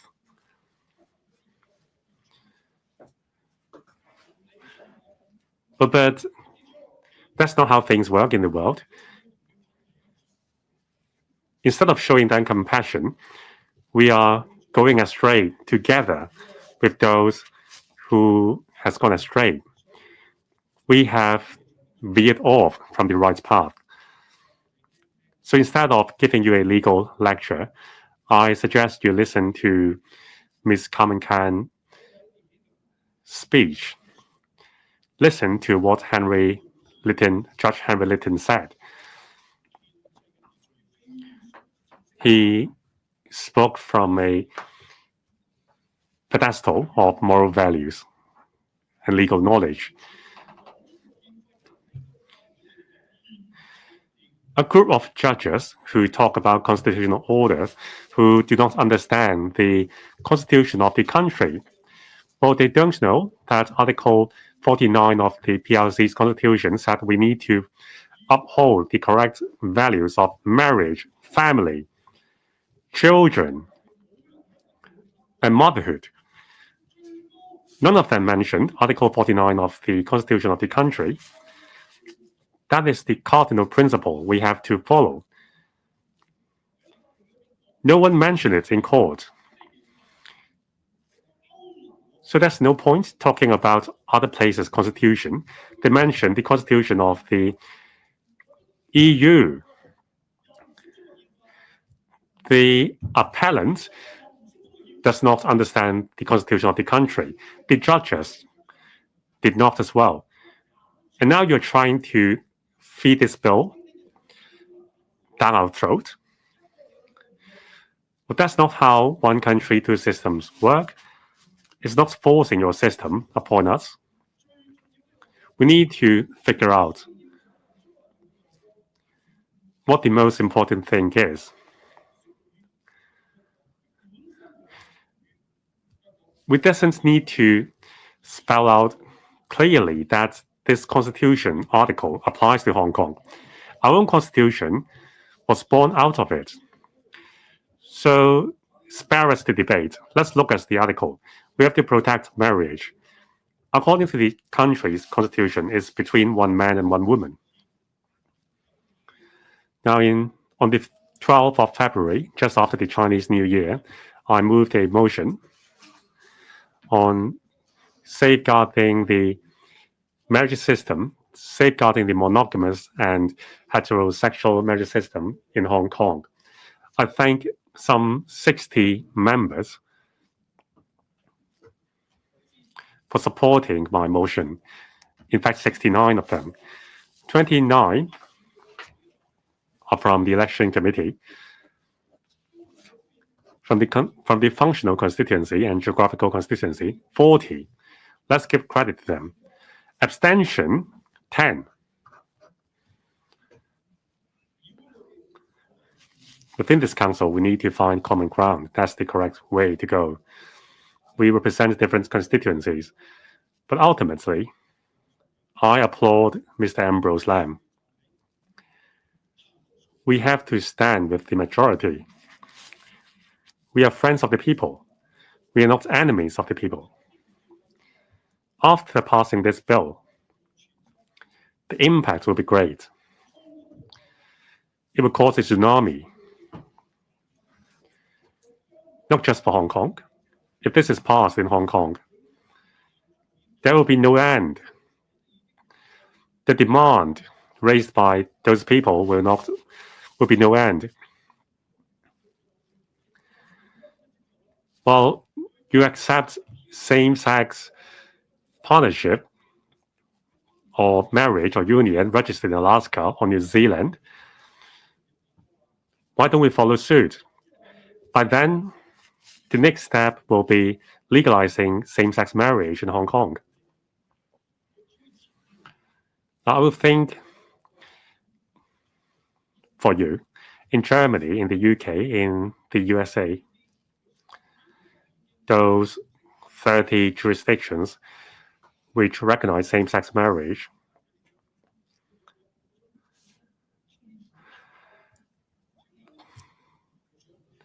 have you heard the opposition voices in those countries, the public opinions? They're educating LGBTQ values in their educational system. A kindergarten who has not sex changes. This is too much. At home, there are only mothers, but no fathers.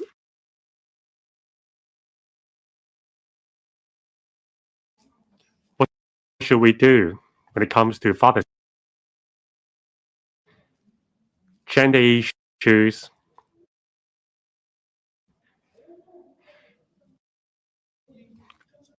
like the opposite sex.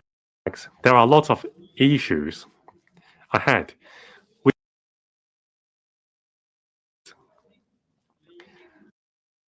We steer away from moral values and cause troubles to ourselves. For the sake of a small group of people, why are we causing so much trouble for society. Should the government be the gatekeeper? Right.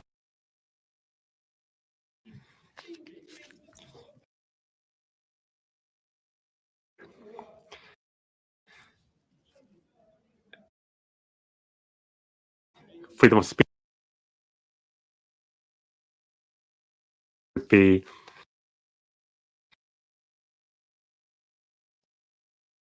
they're not free at all. Secretary, I implore you, return to the right path. The bill should not be introduced in the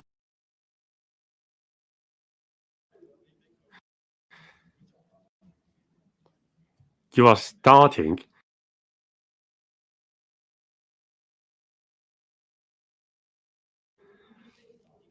something very bad. There are so many other ways to meet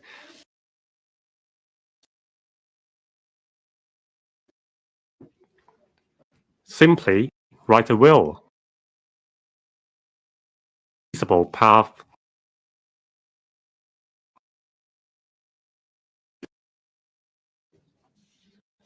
pathway.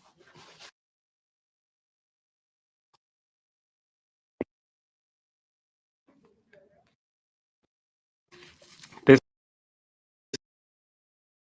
is haunting us. Yesterday, there was a new case. On the birth certificate, how many mothers should there be? 2? Mother should only be the. It's not worth discussing. I hope the secretary would be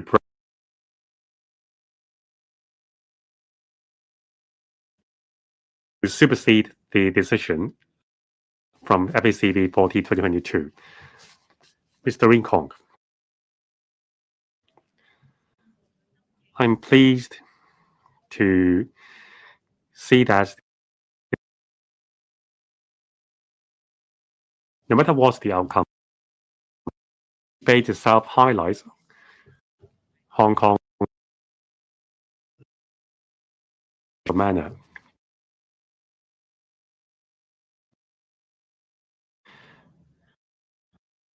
This bill.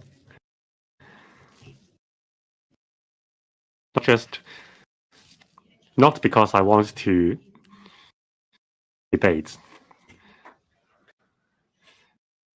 It is because of my responsibility.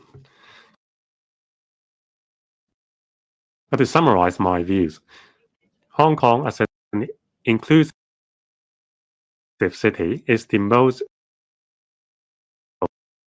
However, the way we debate it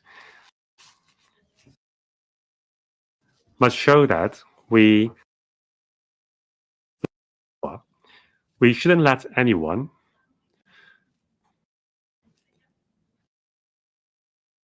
roll. Now, first of all, the CFA has given us a very good. Now, in the judgment, the CFA mentioned recognition of that's paragraph 179 and 1.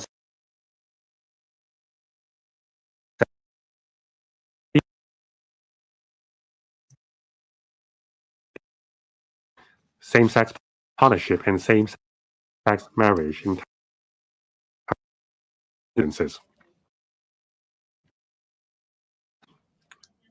Emphasizes that the recognition system does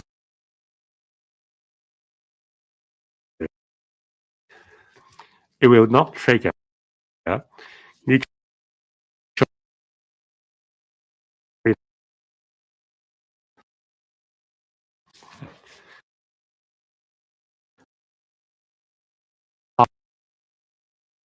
medical health care. Now, since the remedy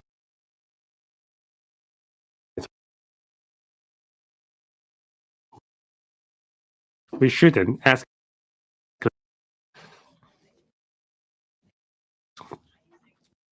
Through professional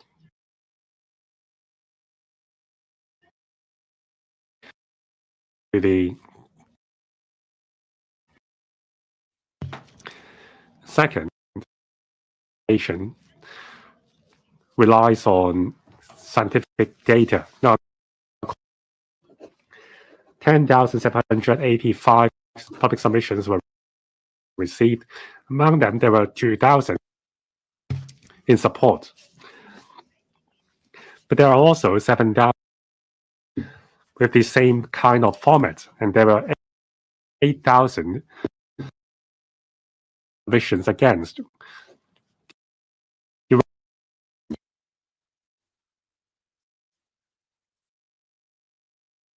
Now, if you look into those organizations which the idea of same-sex partnership rather than marriage, ratio of Hong Kong people who do not get married has been on the rise, and there are more and more same-sex partners cohabiting. They form a family now. However, widely. Now based on voting for or voting against the bill would turn the LegCo into a battlefield.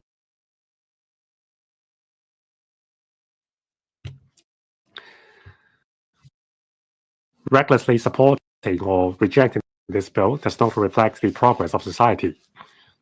We need to reserve time for the consensus to emerge.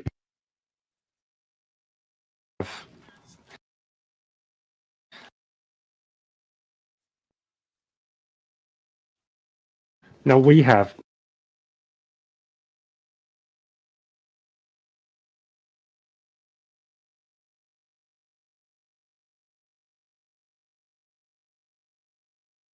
local offices and some 6,000 regional headquarters. As an international city, international investors attach importance to the certainty of our system and also the low cost of resolving disputes. Now, in today's debate context, there's a certificate of recognition of same-sex partnership. Will it be recognized by the government or other bodies is more important than the name of the certificate. I don't support branding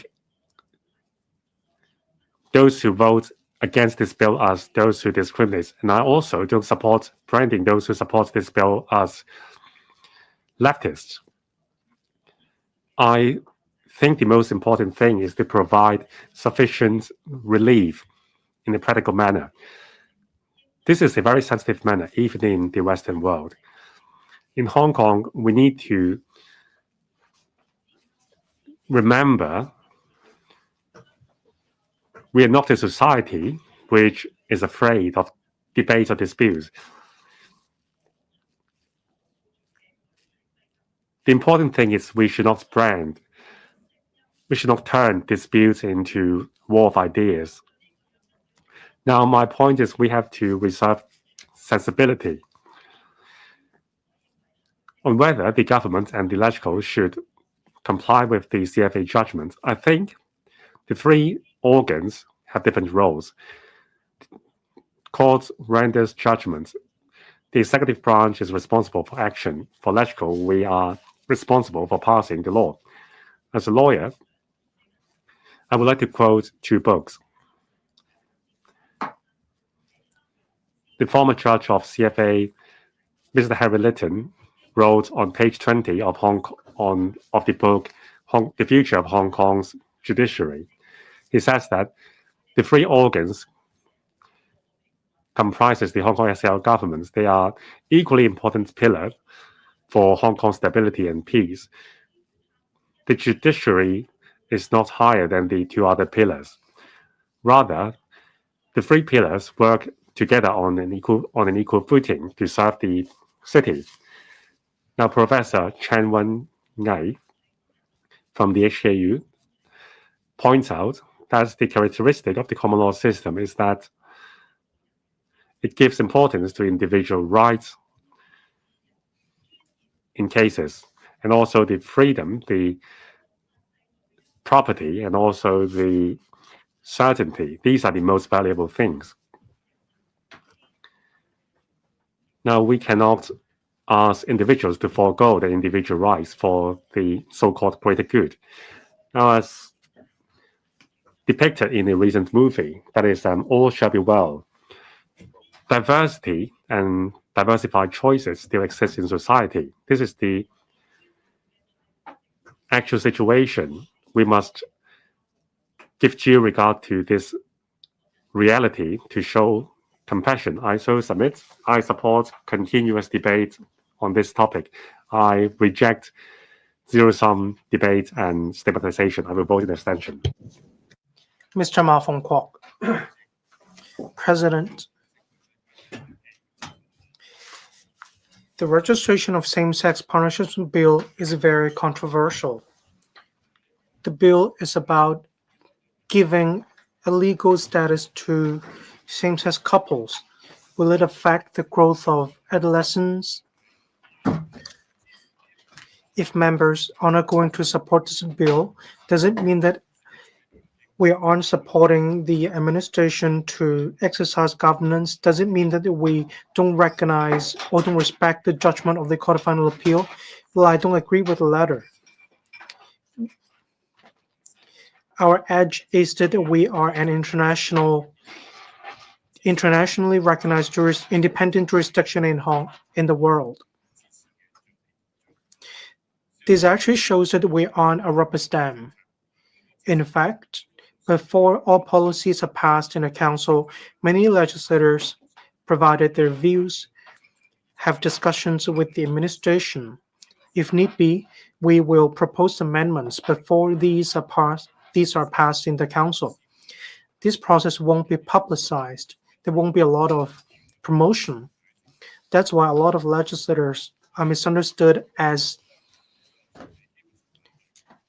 rubber stamps in an echo chamber. I'm against the bill. There are four main reasons. One, this is at odds with the existing marriage system, which has been implemented for long. Two, this is at odds with the existing values in Hong Kong. Third, it is not in line with the existing values in Hong Kong or the nature. Four,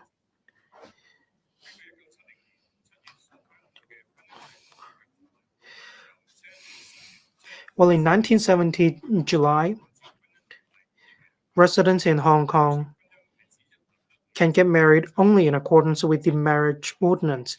It is confined to marriages between a man and a woman, that is, heterosexual marriages. For those supporting the bill, it is simply registration of same-sex partnerships. It is not the recognition of same-sex marriages.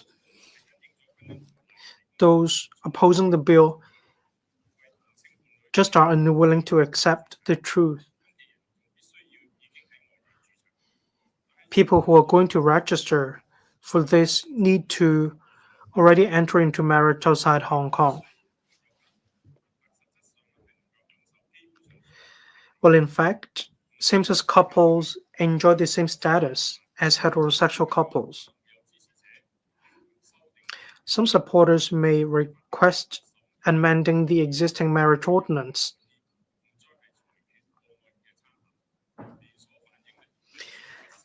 There's a knock-on effect we cannot afford to ignore. In the Han Dynasty, we already have a Chinese expression about this. That is a Chinese idiom.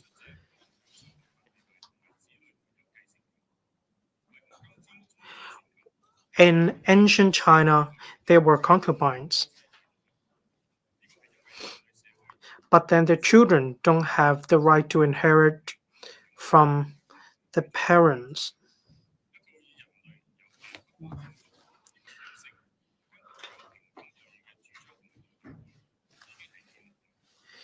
We already have different beliefs, including sort of belief against racial discrimination, sexual discrimination, and so on. Do we need to advocate the system of concubines? We need to take into account overall interest. Leaving religious belief aside, we understand that marriages are between a man and a woman. It's about having offspring, having children. It's about educating our future generations.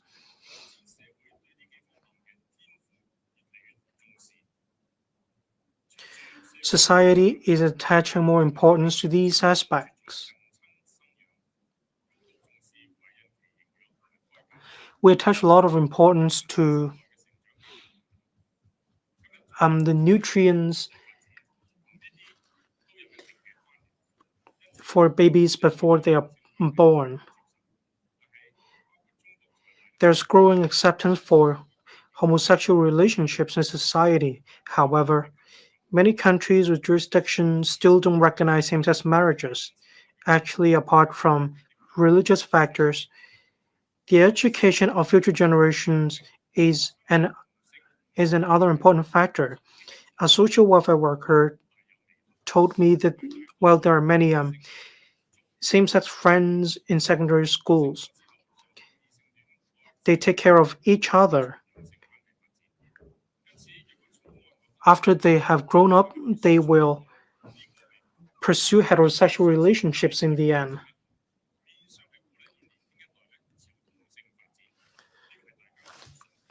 This is tantamount to sending the message of moving towards homosexuality, and that is not ideal.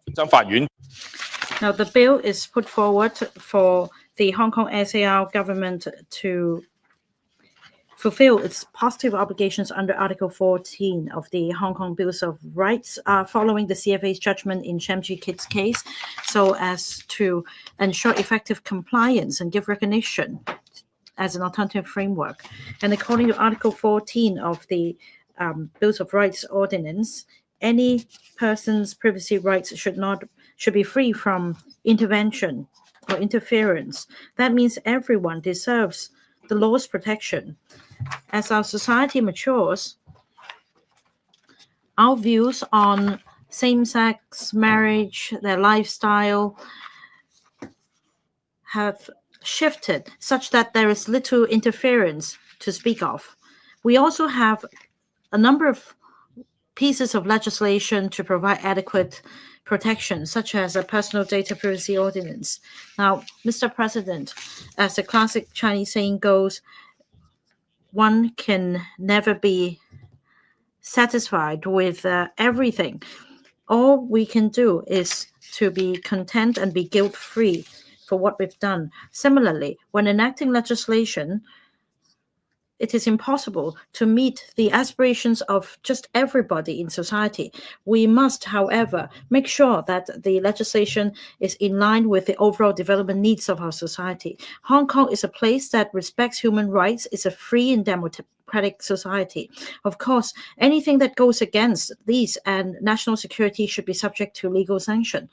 If it's in compliance with our laws, albeit a controversial proposal such as this bill, the Betting Duty Amendment Bill, as well as Tobacco Control Amendment Bill, we can still work within the legislative framework and scrutinize this bill. This is exactly the merit of our society. I so submit, I object to the bill. Mr. Kingsley Wong. President, I am a member of the Bills Committee of this bill. I speak on behalf of the FTU, and I'm opposed to the bill. During the scrutiny period, over 10,000 submissions were received by the Secretariat. The result showed that over 80% of the respondents were against the bill. Hong Kong is a pluralistic, open, and inclusive society. We respect personal choices, we respect minorities, and we also respect persons of different sexual orientations. But more importantly, as a Chinese society, we need to safeguard the core values of our society, which is based, one of which is based on heterosexual marriage. This is the bedrock of our society, and this is also the mainstream view. Now, if the registration of same-sex partnerships bill is passed, it will deal a major blow on the marriage institution of one man, one woman. Imagine by establishing this registration system, the government is giving de facto recognition of same-sex partnership, and this will become an option for our next generation. They can opt for same-sex partnerships as well, and this will hamper the traditional Chinese value. As the government emphasizes, one key point of this bill is to give legal recognition of same-sex partnerships. This is not the same as recognizing same-sex marriage. However, one of the requirements is that the same-sex partners will be required to register their marriage elsewhere outside of Hong Kong in the form of marriage or civil partnership or civil union. So if this is the pretext, it is really confusing for the government to say that this does not mean that same-sex marriage is recognized. In 2023, the CFA, with a 2/3 majority, handed this judgment for the government to establish an alternative framework for the recognition of same-sex partnerships. That means we have two dissenting views from the CFA. This bill is akin to opening the back door for same-sex marriages, and Mr. Justice Lam even expressly opined that this will be akin to de facto same-sex marriage, and this is a concern because it leads to other issues such as adoption and eligibility for, say, low-income family allowance or CSSA. I fully understand that the SCR government should respect the rule of law and the CFA's judgment. On the other hand, the government must also deal with the major repercussions in society, and that middle-of-the-ground solution should be adopted. Still, this bill involves recognizing same-sex marriage. The Legislative Council is responsible for enacting legislation. We represent the people. We're not the rubber stamp. We need to reflect people's views. We carefully scrutinized this bill, and I understand that even the legal sector has strong views about this bill. We don't want to stir up more controversies. Now, for other matters relating to same-sex partnerships, such as medical-related issues, certain requirements can be relaxed so that directives can be drawn up to resolve these problems. However, it's not right to recognize same-sex marriage in such a manner. President, I so submit on behalf of the FTU, I oppose this bill. We cannot allow de facto recognition of same-sex marriage. We must safeguard the marriage institution of one man, one wife in Hong Kong.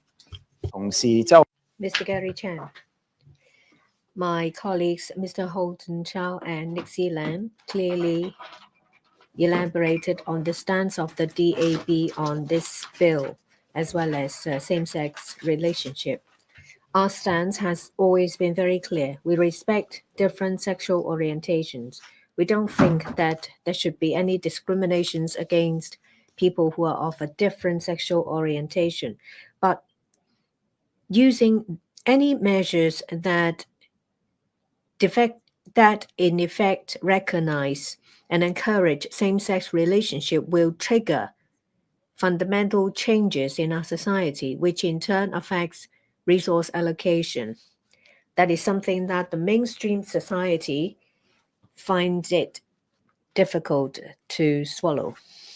I understand that there are difficulties encountered by same-sex partnerships, say, for example, visiting and funeral arrangements. But then there can be flexible measures put in place to make that happen. I was the chairperson of the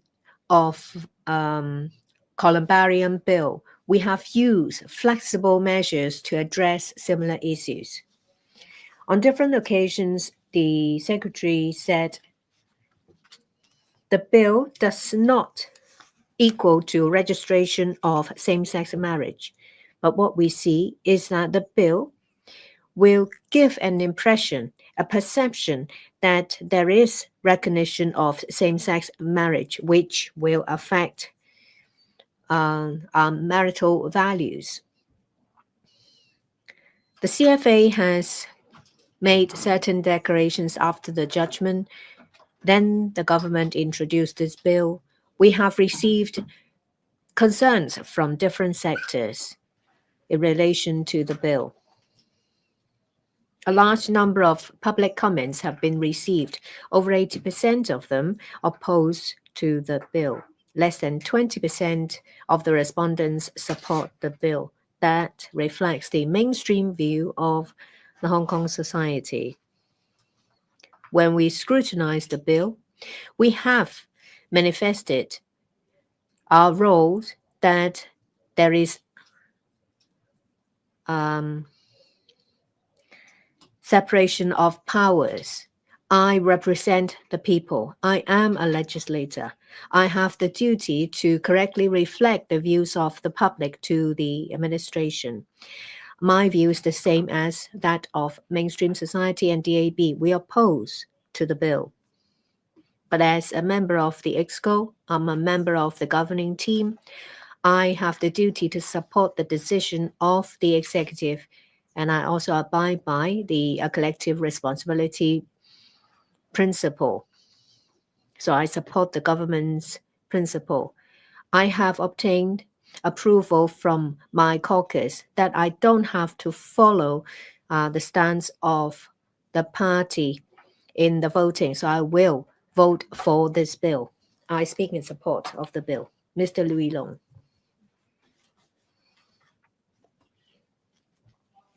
President, the rule of law is a cornerstone that contributes to the success of our Hong Kong. It is also an important factor of our competitiveness.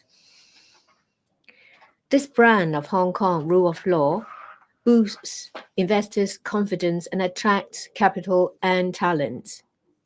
That's why we have to respect the ruling of the court and work in accordance with the rule of law. The CFA has passed judgment in 2023. The Hong Kong SAR has the duty to, within the suspension period, that is before the 17th of December 2025, to establish an alternative framework to recognize same-sex partnerships to meet the requirements of BORO 14. That's why we have this bill.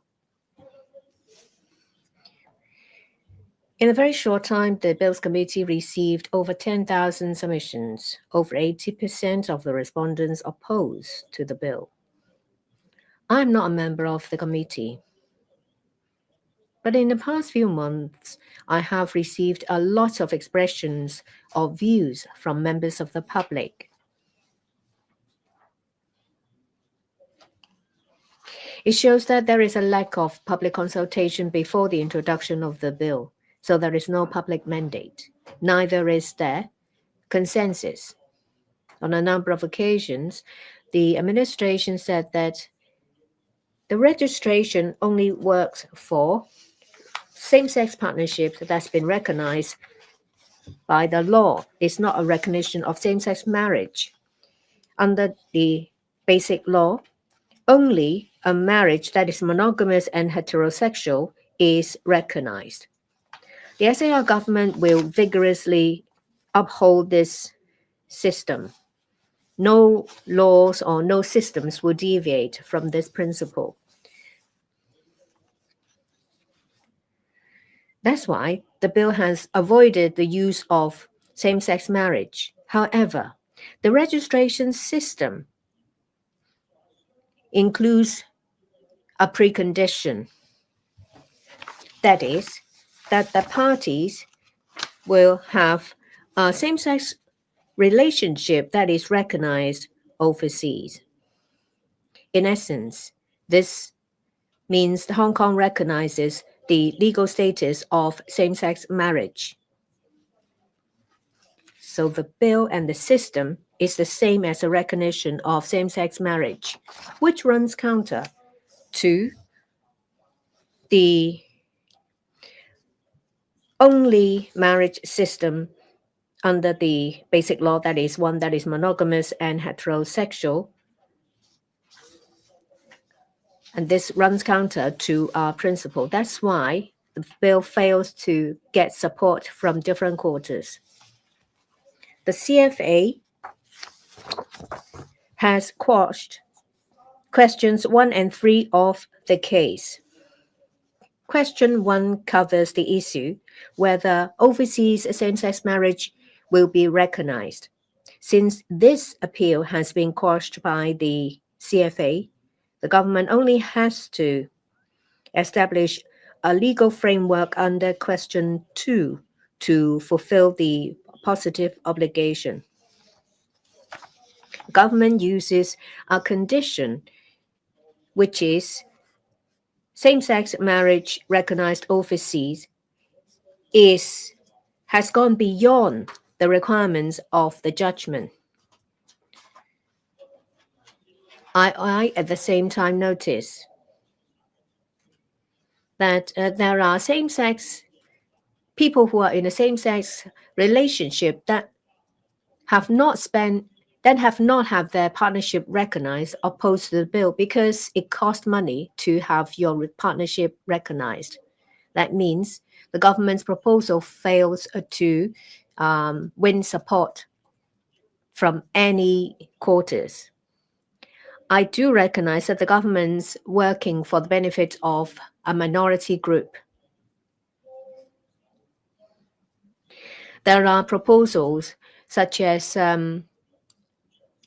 directives and arrangements in place of the recognition. The recognition mentioned by the CFA judgment is that there should be a recognition of same-sex partnership in relation to their rights.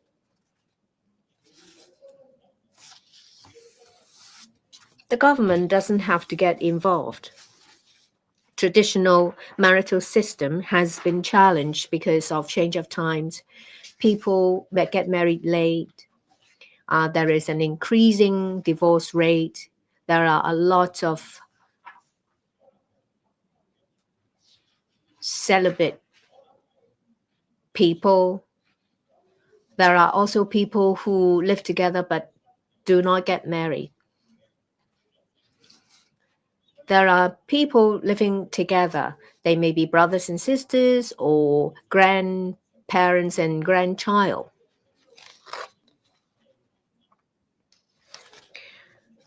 The framework doesn't necessarily have to be confined to same-sex partnerships.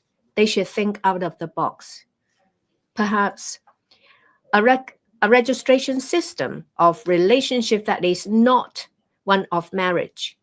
Under this system, people who are in a very close relationship but not in a marriage can have their relationship recognized. Say, for example, swan parents and children, godparents, neighbors who have spent decades living next to one another. By registration, people who are not in a marriage can enjoy attendant rights and obligations. There is no need to set up a dedicated system for same-sex partnership because, in effect, it recognizes same-sex marriage registered overseas. This is highly controversial. The government lacks vision.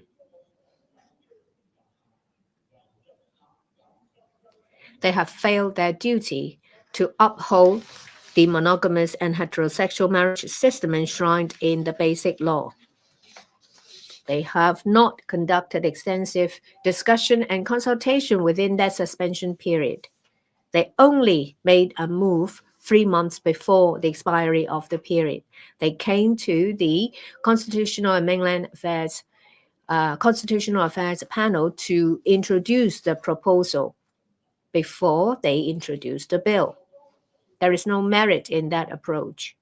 I urge the administration to start studies and consultation afresh before coming up with a proposal that is widely acceptable in line with the order of the court, upholds our traditional marriage system, and at the same time taking care of the needs of the minority group. The current bill does not meet these criteria. I cannot support the bill. I so submit. Dr. So Chun-Wing. President, we are here today to vote on the registration of same-sex partnerships bill, and this stems from the 2023 ruling of the Court of Final Appeal.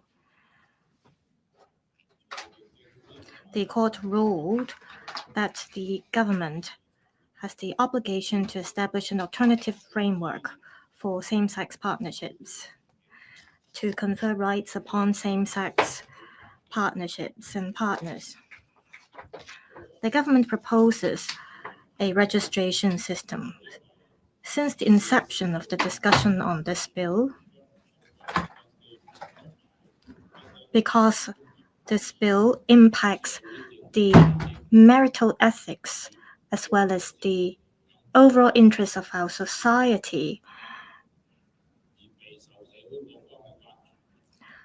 this bill has drawn wide attention of the community. I'm a member of the Bills Committee and I took part in the scrutiny work of the bill. I am aware of how complicated the issues are that arise from this bill. I do not support this bill. We have to uphold the traditional values of our society, and we have to abide by appropriateness. We have to uphold and respect the mainstream views of our society. First, we must respect our system. The marriage ordinance, as well as Article 37 of the Basic Law, affirms the one man, one woman, one husband, one wife marriage system. Any quasi-marriage system must be scrutinized according to our constitution. We have to uphold the constitutional definition of marriage in Hong Kong.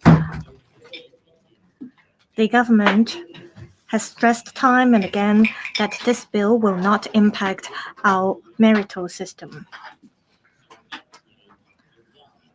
This looks like a registration system, but in fact, it implies a recognition of same-sex partnerships.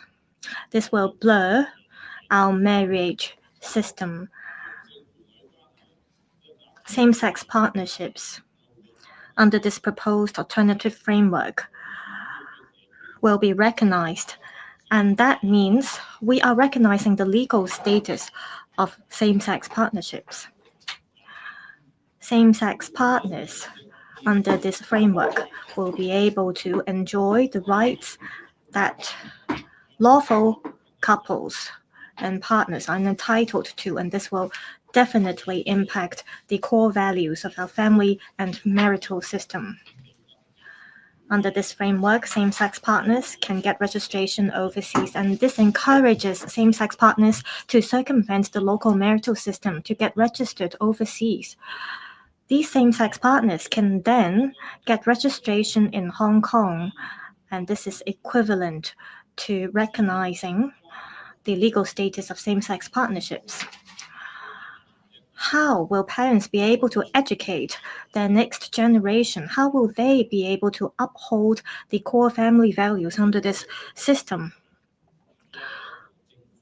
What matters is that this government bill has to ensure fairness and justice, as well as equality. During the deliberation of the Bills Committee received submissions from the public. We got a total of 10,700 some submissions. 87% of them opposed to this bill, and only 19.3% support this bill. This clearly shows that our community objects to this bill, and this is the mainstream consensus. Without a strong supportive framework, it is not a wise idea to rush through this bill. We have to seek the greatest common denominator and reach a wide consensus. We have to defend the rule of law in Hong Kong as well as respect the diverse views and interests. This registration system is not the only way to protect the interests and rights of same-sex partners. We can do this through administrative measures. Objecting to same-sex partnership registration does not run counter to the professionalism as well as the rule of law in Hong Kong. The Court of Final Appeal only asks the government to come up with an alternative framework for same-sex partnerships. For example, rights including visiting their partners in hospitals and dealing with after-death arrangements will be conferred upon same-sex partners under this framework. This shows that there is not a necessity to enact legislation for recognizing same-sex partnerships. There are various arrangements in Hong Kong through which same-sex partners can authorize their partners to deal with their post-death arrangement as well as to deal with their asset and the state.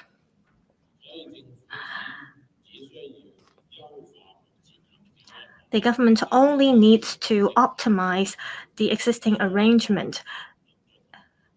It only needs to revise some of the legislations together with, for example, the Hospital Authority and the FEHD.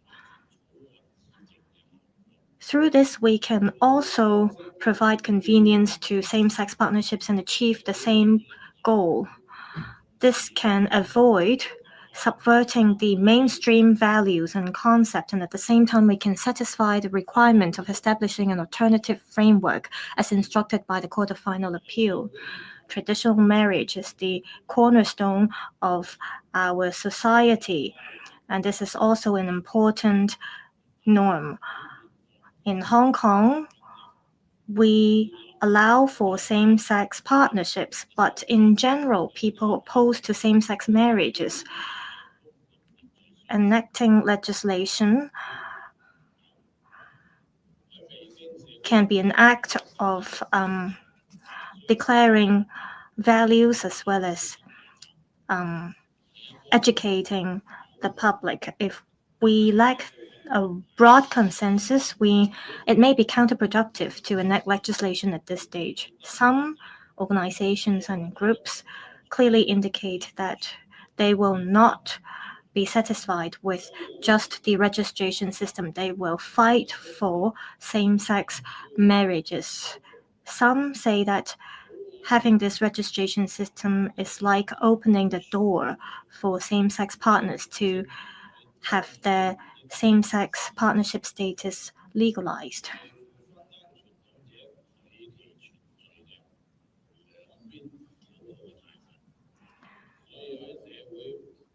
We cannot please everyone in Hong Kong, so without a broad consensus, we should not send the wrong message to the community. Otherwise, it may trigger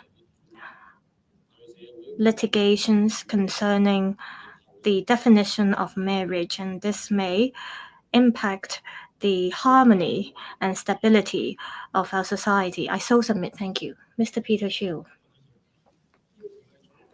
Thank you, President.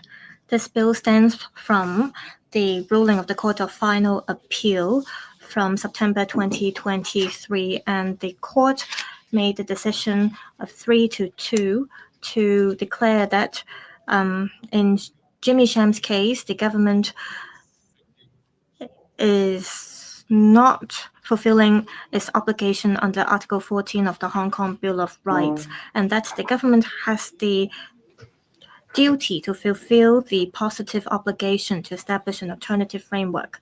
Some say that we may not necessarily have to follow the instruction given by the Court of Final Appeal. Would that be against the Constitution if we do not fulfill the obligation? I asked this question at the Bills Committee.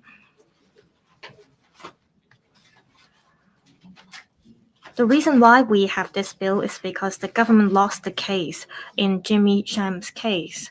Of course, the government has the obligation to fulfill its duty. According to the basic law, however, we LegCo members have to monitor the government. And the executive authorities, the judiciary and the legislature have to perform their own duties and functions, and they have to ensure check balances. We have to represent our voters as well as the citizens to express their views. At the Bills Committee, we got many public views. We got about 10,000 written submissions, and over 80% of them opposed to this government bill. The Liberal Party echoes the views of the public. We think that without this bill, we won't face a constitutional crisis. We're not a rubber stamp. I believe if we have to follow the instruction of the CFA, we won't have to have a discussion here because we simply have to just follow the instruction.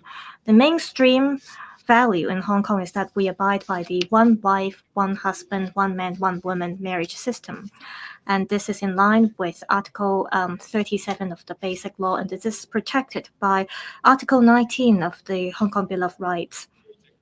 According to the Basic Law, Hong Kong residents do not have the legal rights to get married with their same-sex partners outside Hong Kong. The 5 judges in Mr. Jimmy Sham's case confirm this, and we welcome their view. According to Article 14 of the Hong Kong Bill of Rights, do we have the positive obligation to establish an alternative framework to protect the rights of same-sex partners? Well, the court judges have different views. 2 CFA judges as well as 3 judges from the Court of Appeal think that this does not run counter to Article 14 of the Bill of Rights. Only 3 judges ruled that Hong Kong lacks an alternative framework. And this is against Article 14 of the Bill of Rights that protect the rights of same-sex partners. The core is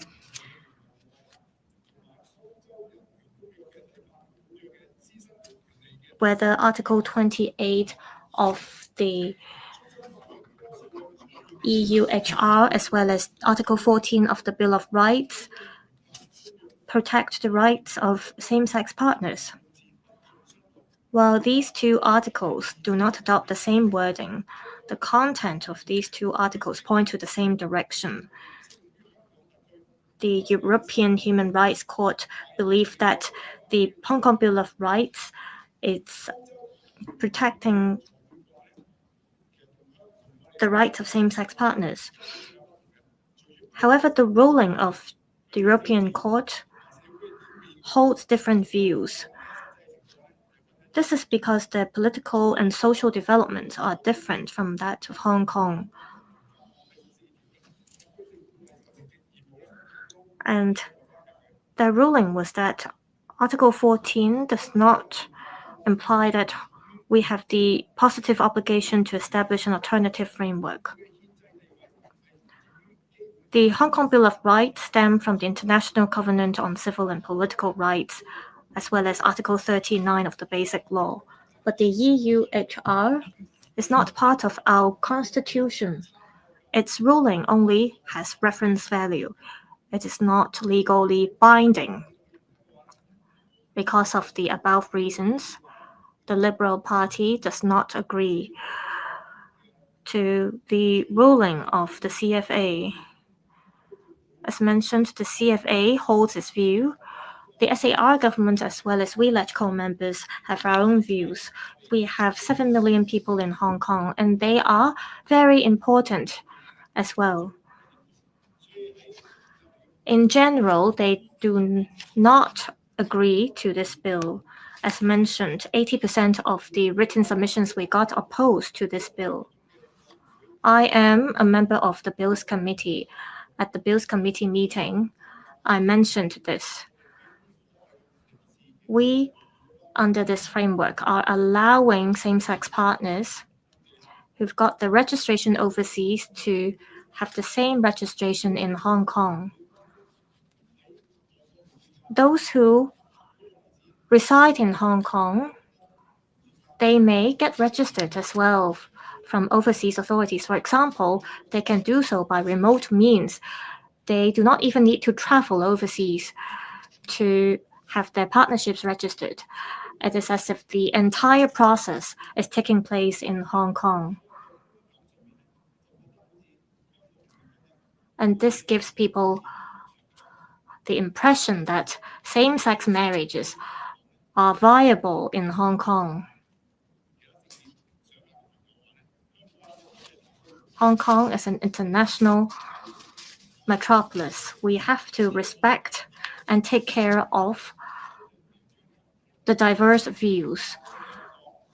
This is what we've been doing, and we will continue to do so in future. However, in Hong Kong, we stick to the one man, one woman marriage system. I hope people overseas would respect this. Under our law, we respect people of different sexual orientations, but doesn't mean that we have to encourage same-sex marriages or partnerships. If we give support to same-sex partnerships for children or those who are not mentally mature yet, they will have a huge impact. And there will also be a huge impact on our traditional value and traditional system. So I oppose to this bill. Dr. Hui Simon Lee. Thank you, President. Today, this council is debating on the registration of same-sex partnerships bill. This bill stems from a court judgment. We practice common law in Hong Kong. One feature of the common law is that we make reference to case authorities in other common law jurisdictions. This is particularly important in fostering global exchange. It provides a common platform for exchange among people of different cultural backgrounds. At the same time, we must also have regard to the fact that people coming from different walks of lives, different cultural backgrounds, different social customs and values may see things differently. And this is what diversity means. So whilst we practice common law in Hong Kong that provides opportunities for exchange, when it comes to issues concerning local traditions, customs, and values, the court must be extra cautious in citing case authorities in other jurisdictions. They cannot be copied to our local circumstances, because otherwise there may be an impact on local traditions and customs or even local culture. There may be tension in society.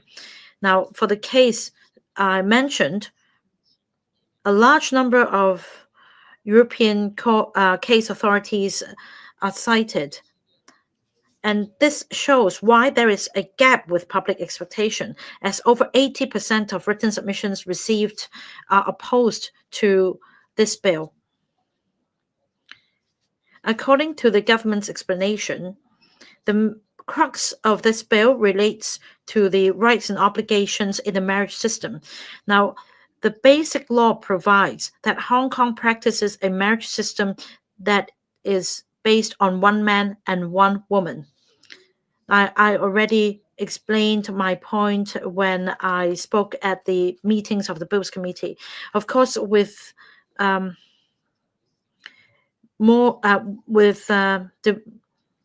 developments, the court may have new interpretation on different matters, but we're talking about a major reshaping of social culture. This is not the purview of the court. This is rather the legislature that should be responsible for that. The court interprets the basic law, and then the administration follows the court's direction in order to show respect for the rule of law.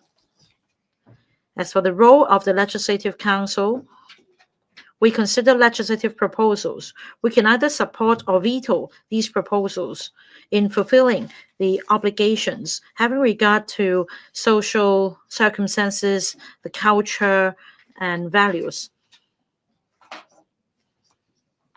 Now, if a bill is passed in this council, it means that the executive branch has submitted a bill that is in line with the court's direction and a bill that meets social expectation.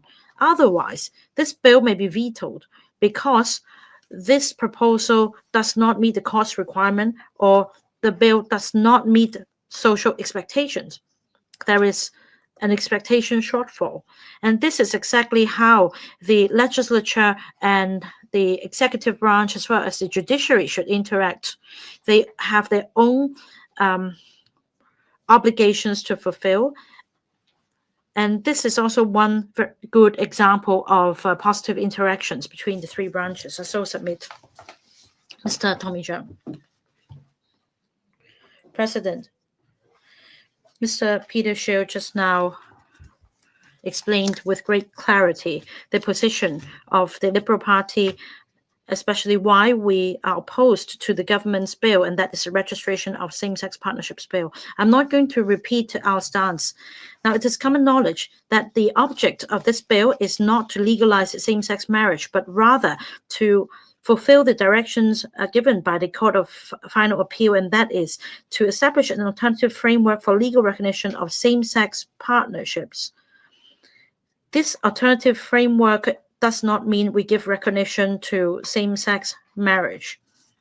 And the Court of Final Appeal has clearly provided that the decision on establishing this alternative framework for legal recognition of same-sex partnerships is to be made by the Legislative Council. I also emphasize once again, as Mr. Peter Shiu said, the government is not a rubber stamp. The Legislative Council must fulfill its duty as provided in the basic law in scrutinizing the government bills. The Council has the right to veto the bill. Members are not bound by a collective decision. That means members can vote on the bill based on their own understanding and their sector's views. The government should not call members who vote down this bill disrespectful to the rule of law or disrespectful to the court. Now, as a member of the Executive Council, I'm bound by the collective decision, so I'm going to support this bill. However, we have 3 other members of my party, and they will vote in line with the position of the Liberal Party. This is also based on the views of the public. I so submit. Mr. Porter.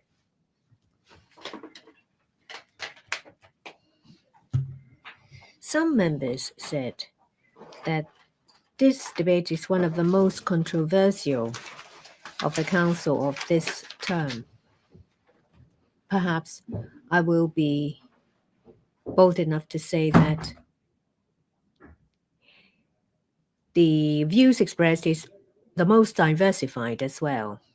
Normally is always along the same line, the views.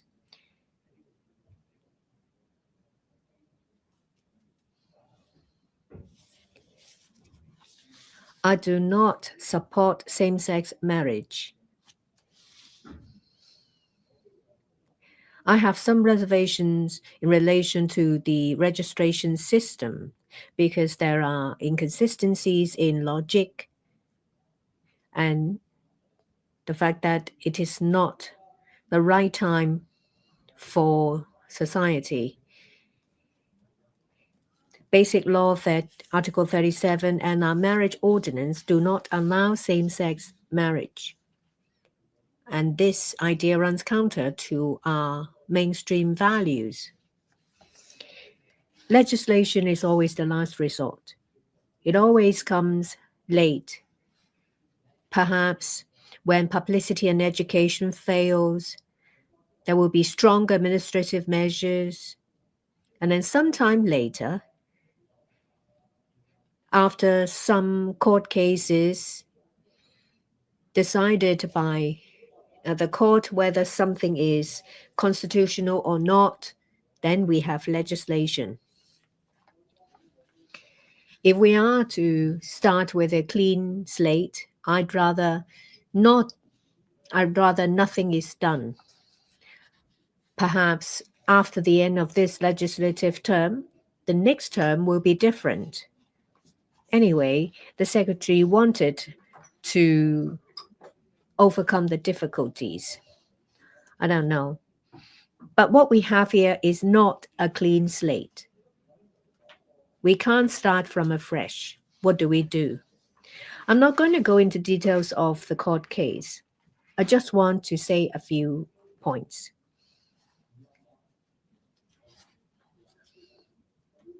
It's very clear that without legislation, we cannot meet the requirements of the court. Yes, I agree that there may be administrative measures, say, for example, enduring powers of attorney, measures under the Hospital Authority, Home Affairs Department, the funeral matters, they can be handled by administrative measures. But what about legislation and the court's requirement? Some people talk about the rule of law. Well, whether you say that it's a rubber stamp or a subservient, you don't fully understand what is the spirit of rule of law. You either do it or not. People can tell whether you're just paying lip service. That's clearly seen by the general public, by the legal sector. Whether people genuinely respect the rule of law, a brand of Hong Kong. It's not just about following the norm of society. Legislate only when there is overwhelming support and ignore it when there is none. That is not the rule of law. What is rule of law is that you need to protect the rights of minority, and the cardinal rule is to respect the rules of the game.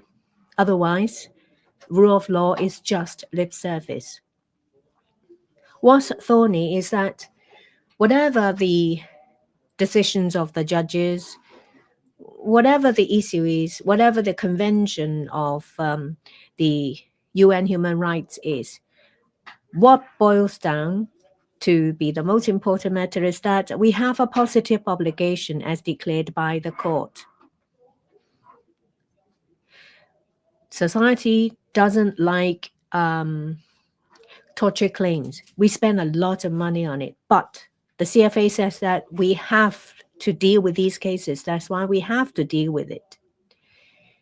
Turning to other places, abortion rights. 1973, there was a court case in the US.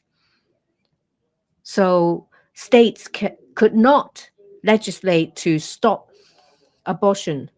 But a few years ago, it's completely changed. 13 states legislate to prohibit abortion to different extents. That's the rule of law. When it comes to certain values, it's the court, the highest level of court, that makes the decision. That is the fact. What they say goes, whether it is constitutional, whether it's against human rights. But there may be different practices in different places. In these different places, there will be legislation to right the wrong, but it's difficult in Hong Kong. We cannot legislate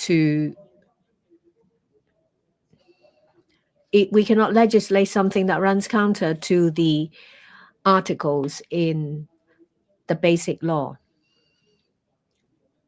But a genuine respect of the rule of law is to respect the rule of law, no matter how reluctant you are, how opposed you are.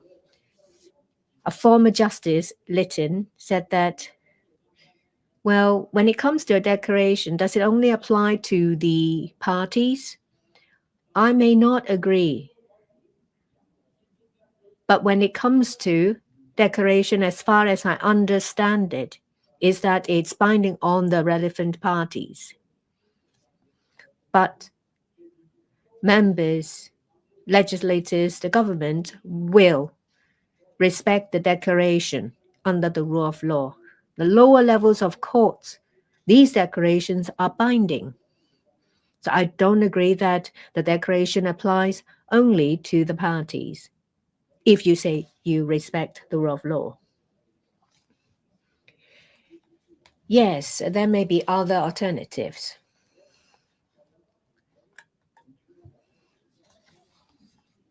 There are some points raised by members. I think that it's very difficult. Some people talk about opening a floodgate, bringing more problems. Yes, there are concerns. In the UK, between 2004 and 2014, there was a civil union, civil partnership, and then there was legislation. There are merits and demerits of legislation. There are concerns, but we cross the bridge when we come to it.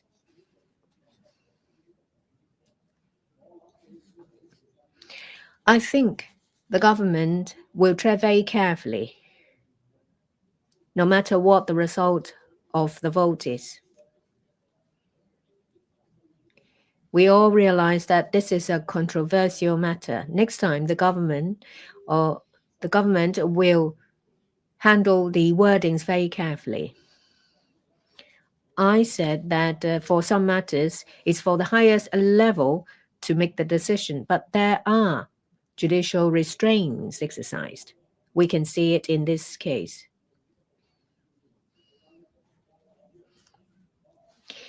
It says that it is unconstitutional, but 2 years has been given for us to handle it. That's an exercise of judicial restraint. I do think that it is highly likely that there will be further requests after the so-called floodgate is open. Well, people talked about polygamy, talking about people who are living together. Yes, you may raise these points, but please be pragmatic. This is the minimum, given the dilemma. If we respect the rule of law, we need to do something that respects the rule of law and help society, help the government to overcome this issue. We are not being subservient. We are not a rubber stamp for the courts. We are legislators. We value our brand, our reputation, something that needs our protection. That is the rule of law. The rule of law protects everyone. We need to support it. You can't abstain. You can't refuse to do it because of opposition. If you respect the rule of law, you need to stand firm and vote to support the bill. This is Regina Ip. Thank you, President. I'll speak wearing different hats. First, an LegCo member. I am the convener. We have the duty to abide by two principles: collective accountability and confidentiality. When I took the office of convener, I was reminded by the chief executive, I've also signed some papers, that we don't just have to support the government. We don't just have to abide by the principle of confidentiality. We also have to speak in support of the government. I'm glad to see that Mr. Martin Neal, Mr. Tommy Cheung, as well as Mr. Gary Chan have spoken in support of the bill. Another hat of mine is that I'm a veteran legislator. I have read the judgment in great details. As a number of members have said, the appellant, Mr. Shamti Kit, raised three questions. First, constitutionally, there is the right to be in a same-sex marriage. Two, the marriage registered overseas should be recognized. 9 of the judges in the CFA opposed to these matters. They have very clearly stated that same-sex marriage contravenes the legislative intent of Article 37 of the Basic Law. The BORO talked about marriage. The marriage refers to a heterosexual marriage. I have some homosexual friends. I've attended an evening of marriage equality, but I've never said that I would fight to get recognition of same-sex marriage, because I know very well that it is not in line with the Basic Law. My friends do not pressure me. I respect the sexual orientation of my friends.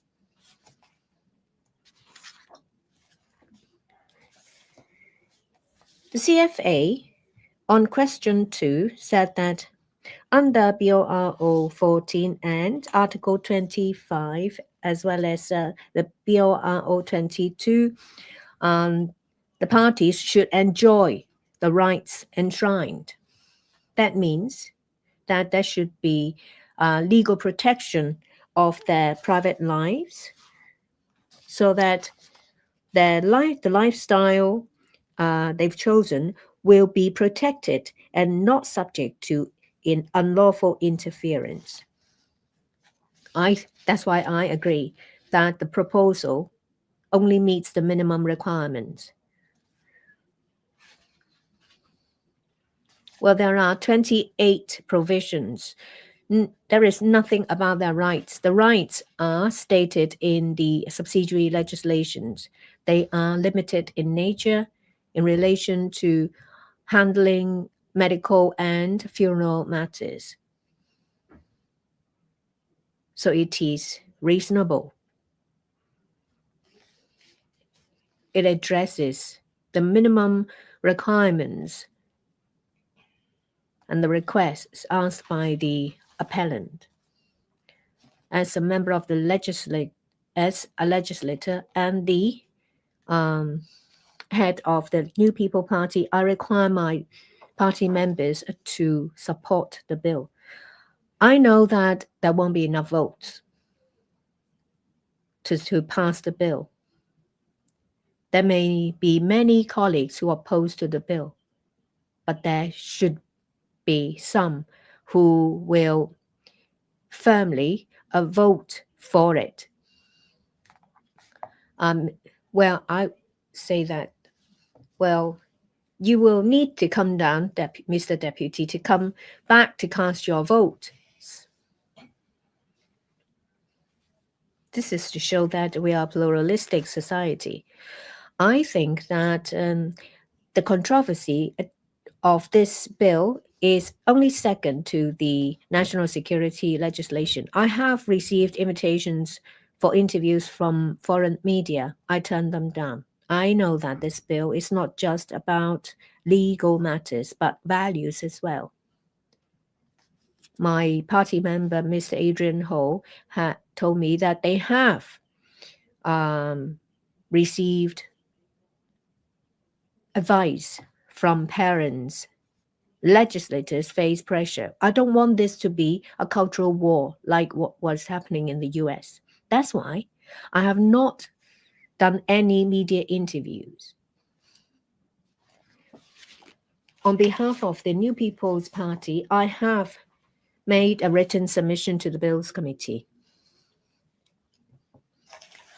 The bill has attracted attention from the international media.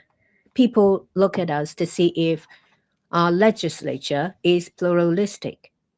Do we indeed reflect different views? Do we speak for different sectors?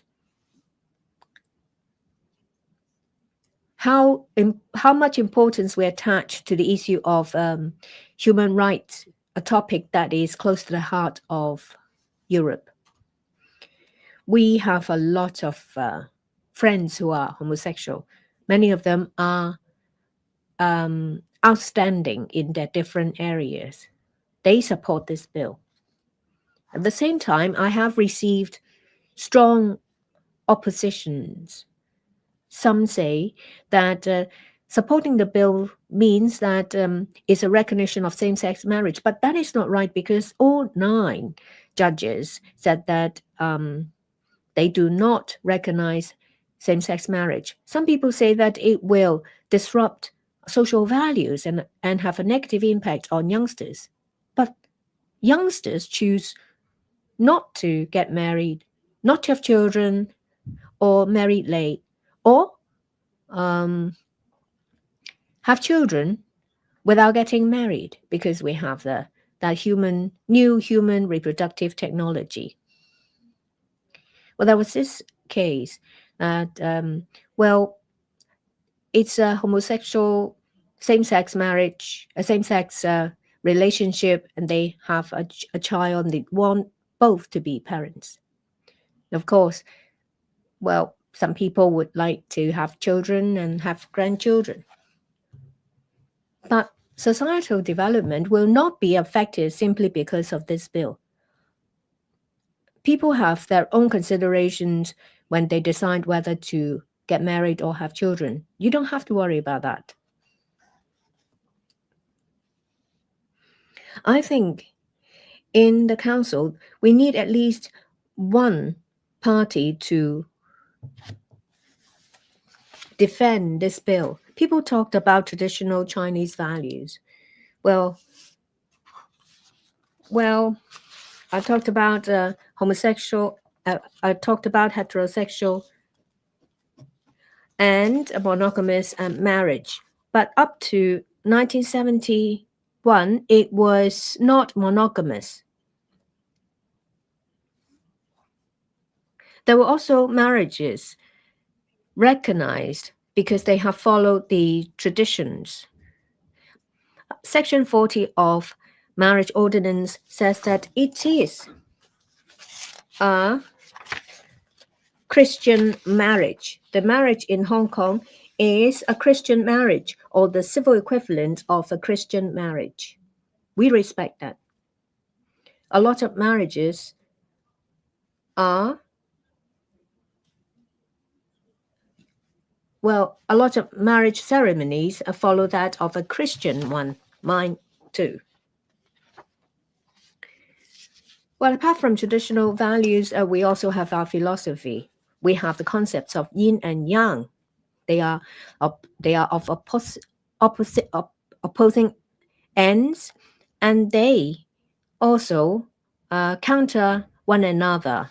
the symbols is that is one that is got black and white together. We have to make sure that we are the dot of a different color in the symbol. I so speak. Professor Priscilla Leung, President, I speak in opposition of the registration of same-sex partnerships bill. Some LegCo members may vote against this bill, and this bill may not be passed today. Nevertheless, we LegCo members are exercising our constitutional obligation, and this is in line with the constitutional order under the one country, two systems principle. The legislature, the judiciary, and the executive authorities perform their own respective duties and functions, regardless of whether this bill will be voted against or not. We are enshrining the spirit of the rule of law, and the entire procedure is in line with the rule of law spirit, as well as the spirit under the Constitution, as well as the basic law and the common law system. And this is the rules of the game under one country, two systems. I have my sympathy for the government because we had this discussion in 2014, and we have this discussion again today, and the government is forced to face this dilemma. So I do not blame the government. And we saw how the government dealt with it in 2014, and the decision was voted against by a large number. Regardless of the results, I believe the government has already done its best in trying to fulfill the positive obligation as stated in the ruling of the Court of Final Appeal in Jimmy Sham's case. Under the constitutional order of one country, two systems, we have to abide by the executive-led approach. And this is hard-earned, and we only waited until the current term government to show the perks of this system. Article 74 of the Basic Law states that the government has the right to make a decision on public affairs and policy. We all know that this time the government does not have the dominant power or the say. The government, including the chief executive and the relevant government officials, are in a passive role. After the judgment is handed down by the Court of Final Appeal, the government had to follow the instruction in the judgment. This registration system has to do with same-sex partnerships. I do not agree with the name of the bill, so I did not join the Bills Committee. To confer rights upon same-sex partners, there's room for discussion, indeed. However, when it comes to having a registration system, if you look at the development of our marital system, what matters is indeed the registration part. If you allow same-sex couple to register for their partnerships, that's a great change. In the entire process, the government is in a passive role, and you are exploiting the executive right of the government to make an initiative. When we teach the basic law, we say that the Constitution is at the highest position. Then we look at the basic law. After that, we look at the local legislations. Our Hong Kong Bill of Rights is a local piece of legislation, and the basic law is overrides local legislation. So if we look at our laws, the basic law definitely comes as the priority. Then how come we look at the Human Rights Convention? Article 39 of the Basic Law actually does not cover the EC human rights. I believe you've all looked at the provisions, but I want to point to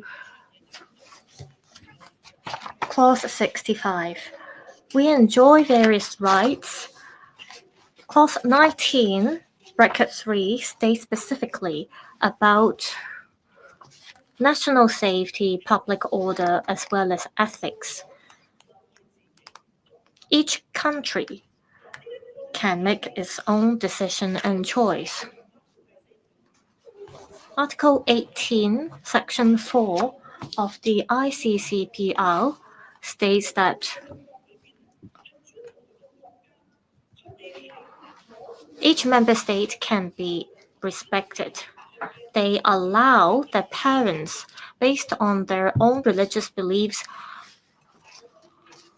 opt for the appropriate education for their children. There are litigations in which people challenge the decision of school. In the UK, since a few years ago, there were some 40 secondary schools that do not allow girls to wear skirts for transgender persons, as well as people with different sexual orientations. They feel uncomfortable wearing skirts. We are talking about the majority here, however. We want to give our society a choice. The international world is concerned about this bill, and what I want to say is that we need to give our people a choice. Some people here have their own values. Many people actually support same-sex marriages, but they do not say it explicitly. Others actually support the judgment of the CFA. Regardless of whether you support the judgment or not, we have to give mutual respect to each other. This is why Hong Kong is a pluralistic society.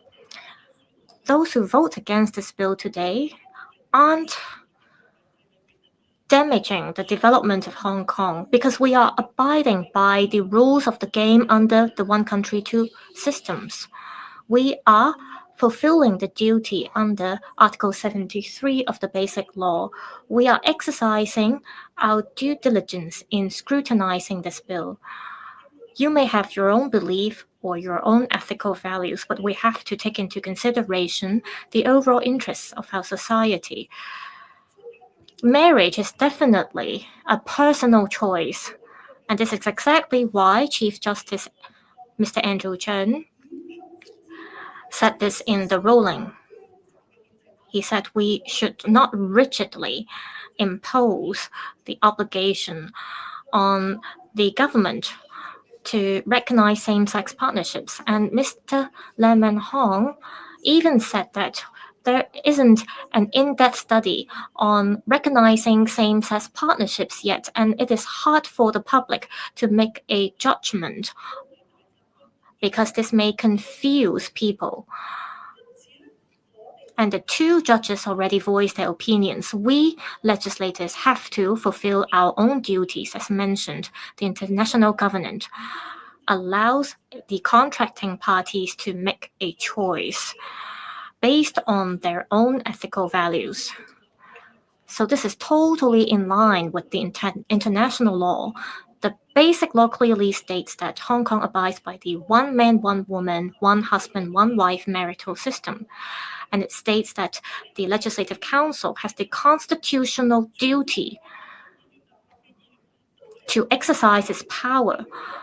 All Legislative Council members in the world has this power. How come we are criticized for exercising our power? The three major judges in the court case cited Article 14 of the Hong Kong Bill of Rights, and they said that no one shall be subjected to arbitrary or unlawful interference with his privacy. I hereby appeal to the public not to discriminate against people with a different sexual orientation. We should not criticize those who uphold the one husband, one wife marital system for discriminating against same-sex partners either. We've got a lot of letters.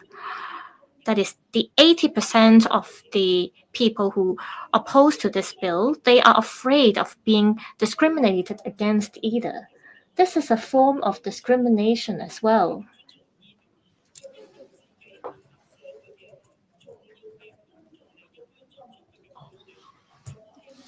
We have to, based on the overall interest of society, make our own judgments. So I will vote against this bill. Dr. Lo Wai-kwok, Deputy President, we are here to scrutinize the registration of same-sex partnerships bill. This is a greatly controversial bill. We legislators must exercise caution and solemnly examine the implications brought by this bill. In 2023, the Court of Final Appeal made an order in the Sham Chi Kit case. It says that the government has to establish an alternative framework through legislation. There should be a registration regime allowing same-sex partners that have obtained registration outside Hong Kong to obtain registration in Hong Kong here. Whether they got the registration through civil union or not. The legislation is to confer rights upon same-sex partners so that they can deal with their partners' medical-related matters and so on. There are deep concerns in the community. The government stressed time and again that it will abide by Article 37 of the Basic Law to uphold the one-man, one-woman marital system as the only recognized marriage system in Hong Kong. However, the government is proposing an alternative framework that recognizes same-sex partnerships. At the Bills Committee, I already pointed out the strangeness of this bill. The government stressed repeatedly that recognizing same-sex partnerships is not equivalent to recognizing same-sex marriages. Well, I'm afraid that this is not very convincing to me. And it's hard for the government to justify its decision to members of the public who have concerns about this bill. This registration system imposes very lax conditions also. It states that it doesn't matter whether the registration obtained overseas are done through remote means or not. This means that anyone can, through online means, obtain registration from an overseas jurisdiction, and then they will be able to obtain registration in Hong Kong. This is opening the floodgate, and we can't be sure whether this will create a loophole for people with ulterior motives to manipulate this bill for commercial operation. However, I think this is equivalent to recognizing same-sex marriages. This is indeed a framework for quasi-marriage. People are worried that this will open the floodgate and recognize same-sex marriages. This will impact the long-standing one-man, one-woman marital system and our family values. This may also spark challenges to the marriage system that only recognize heterosexual couples. How can we, however, fulfill the obligation as stated by the Court of Final Appeal? It requires our wisdom. The CFA states that the government has the room for exercising discretion. We have to ensure effective protection of rights of same-sex partners. Can the government, by amending other legislations and introducing targeted administrative measures, allow same-sex partners to overcome challenges they face when they deal with their partners' medical-related matters and estates? For example, the government may allow same-sex partners to authorize their partners to deal with medical-related matters. This is a humanized approach, and this can also avoid giving legal status to same-sex partnerships, and we can avoid disruption to the traditional marriage and family system. It looks like, however, that the government has not explored these options.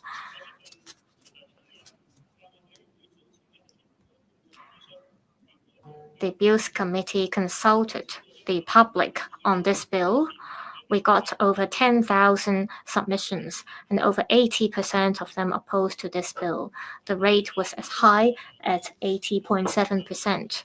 We legislators are representatives of our people.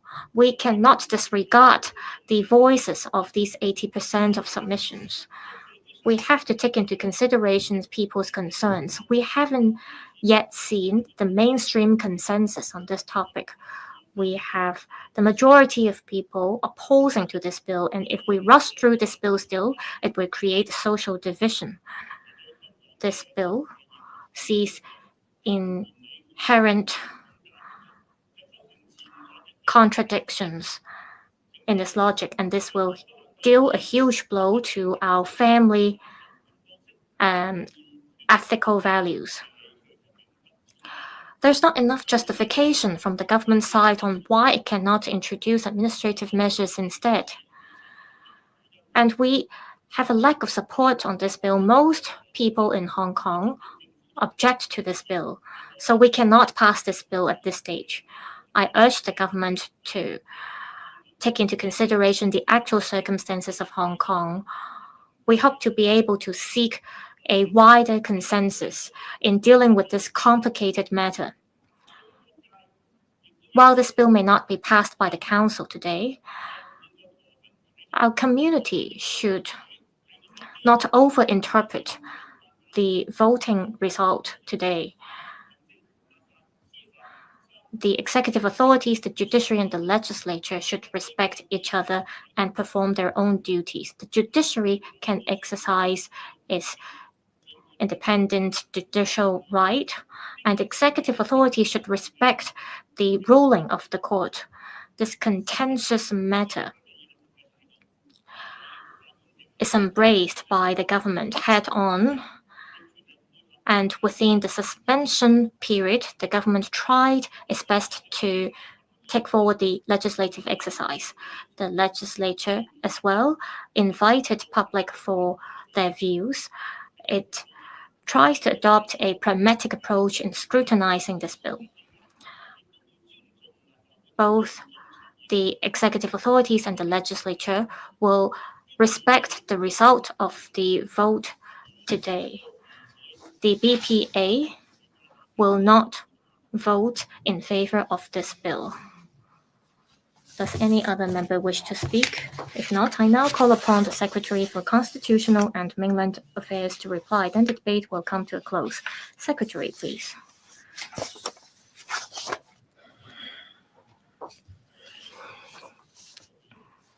Deputy President, first, I'd like to express my gratitude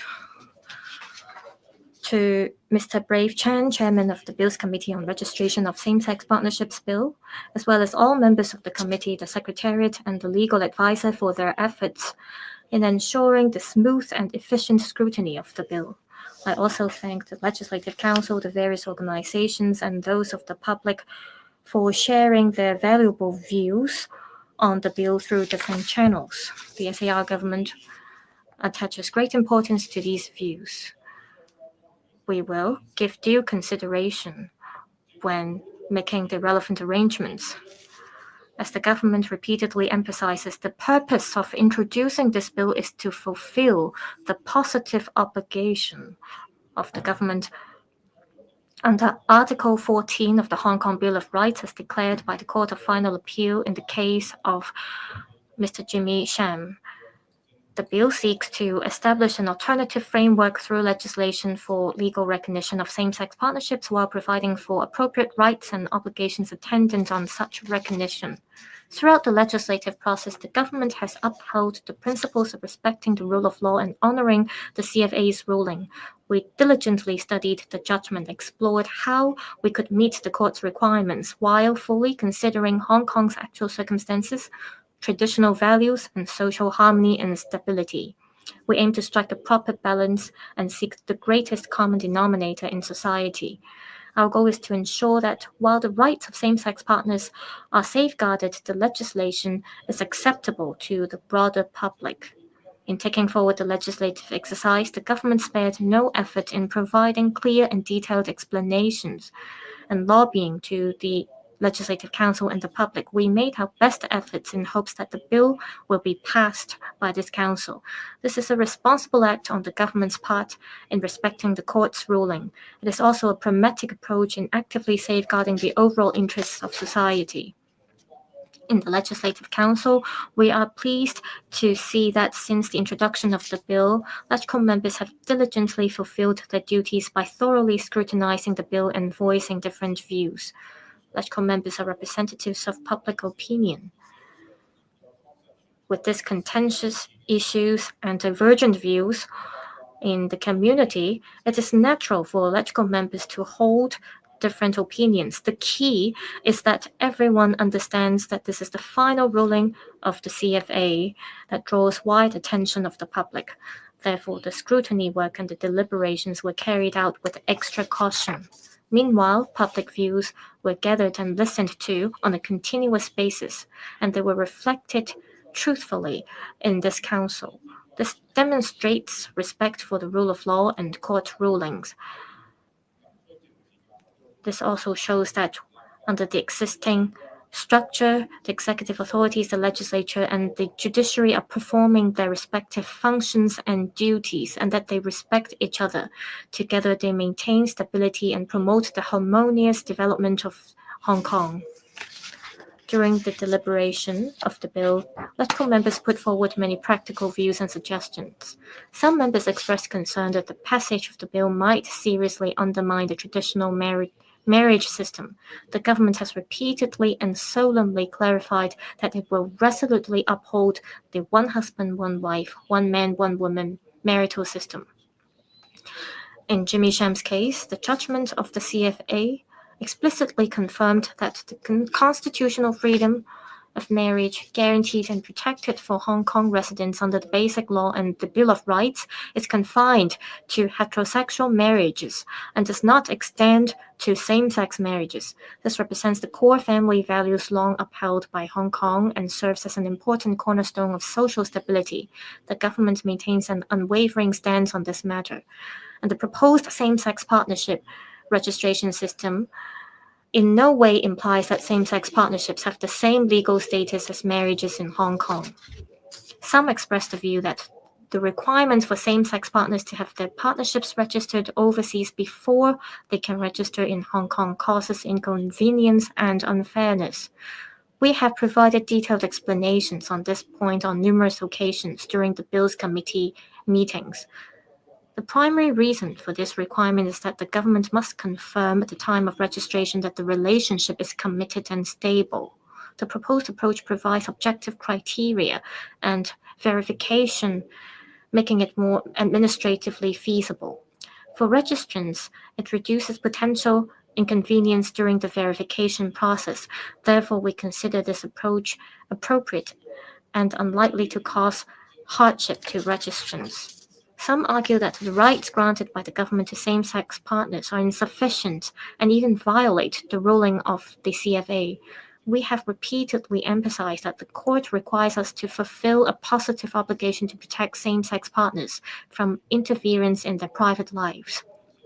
Our current proposal establishes a legal recognition mechanism that protects same-sex partners so that their private lives will not be interfered. At the same time, we want to grant core rights to same-sex partners to meet their basic needs. This meets the court's requirements. Regarding the specific rights, the court has explicitly stated that the executive authorities and the legislature have the flexibility to exercise their own discretions.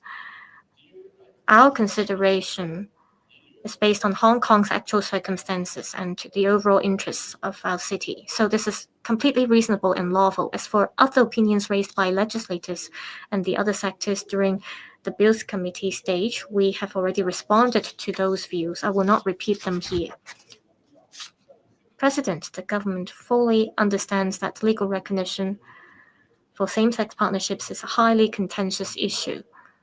However, given the final ruling of the CFA, the government has not shied away from its responsibilities and is determined to fulfill its positive obligations as mandated by the court. In formulating this proposal and drafting the bill, we have fully considered the actual circumstances and the relevant factors. We strive to strike an appropriate balance. On one hand, we seek to protect the legitimate rights and interests of same-sex partners. On the other hand, we are committed to maintaining social harmony, stability, and we strive to respect the traditional values. Members have already expressed their different views. I here ask members to support the second reading of this bill as well as the CSA that I'm going to move later. I so submit. Thank you. Now put the question to you that the registration of same-sex partnerships bill be read the second time. Will those in Mrs. Regina Ip claims the division bell will be rung for 5 minutes.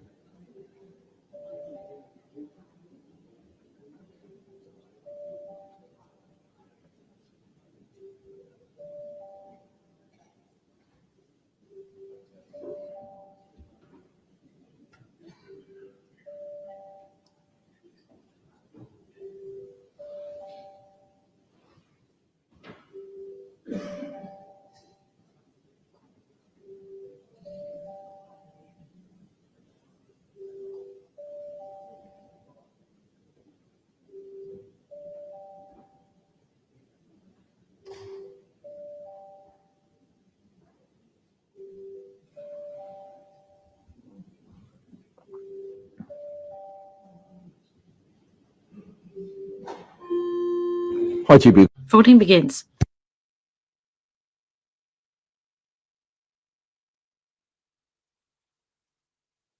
Please check your votes. If there is no question, the voting is closed. The result is displayed. 87 present, 14 for, 71 against, 1 abstention. The question is not agreed by a majority of the members present. I declare the motion negative. As the registration of same-sex partnerships bill second reading has been negative according to rules of procedure 54(8). The rest of the procedure will be dispensed with. The meeting is suspended until 9 a.m. tomorrow.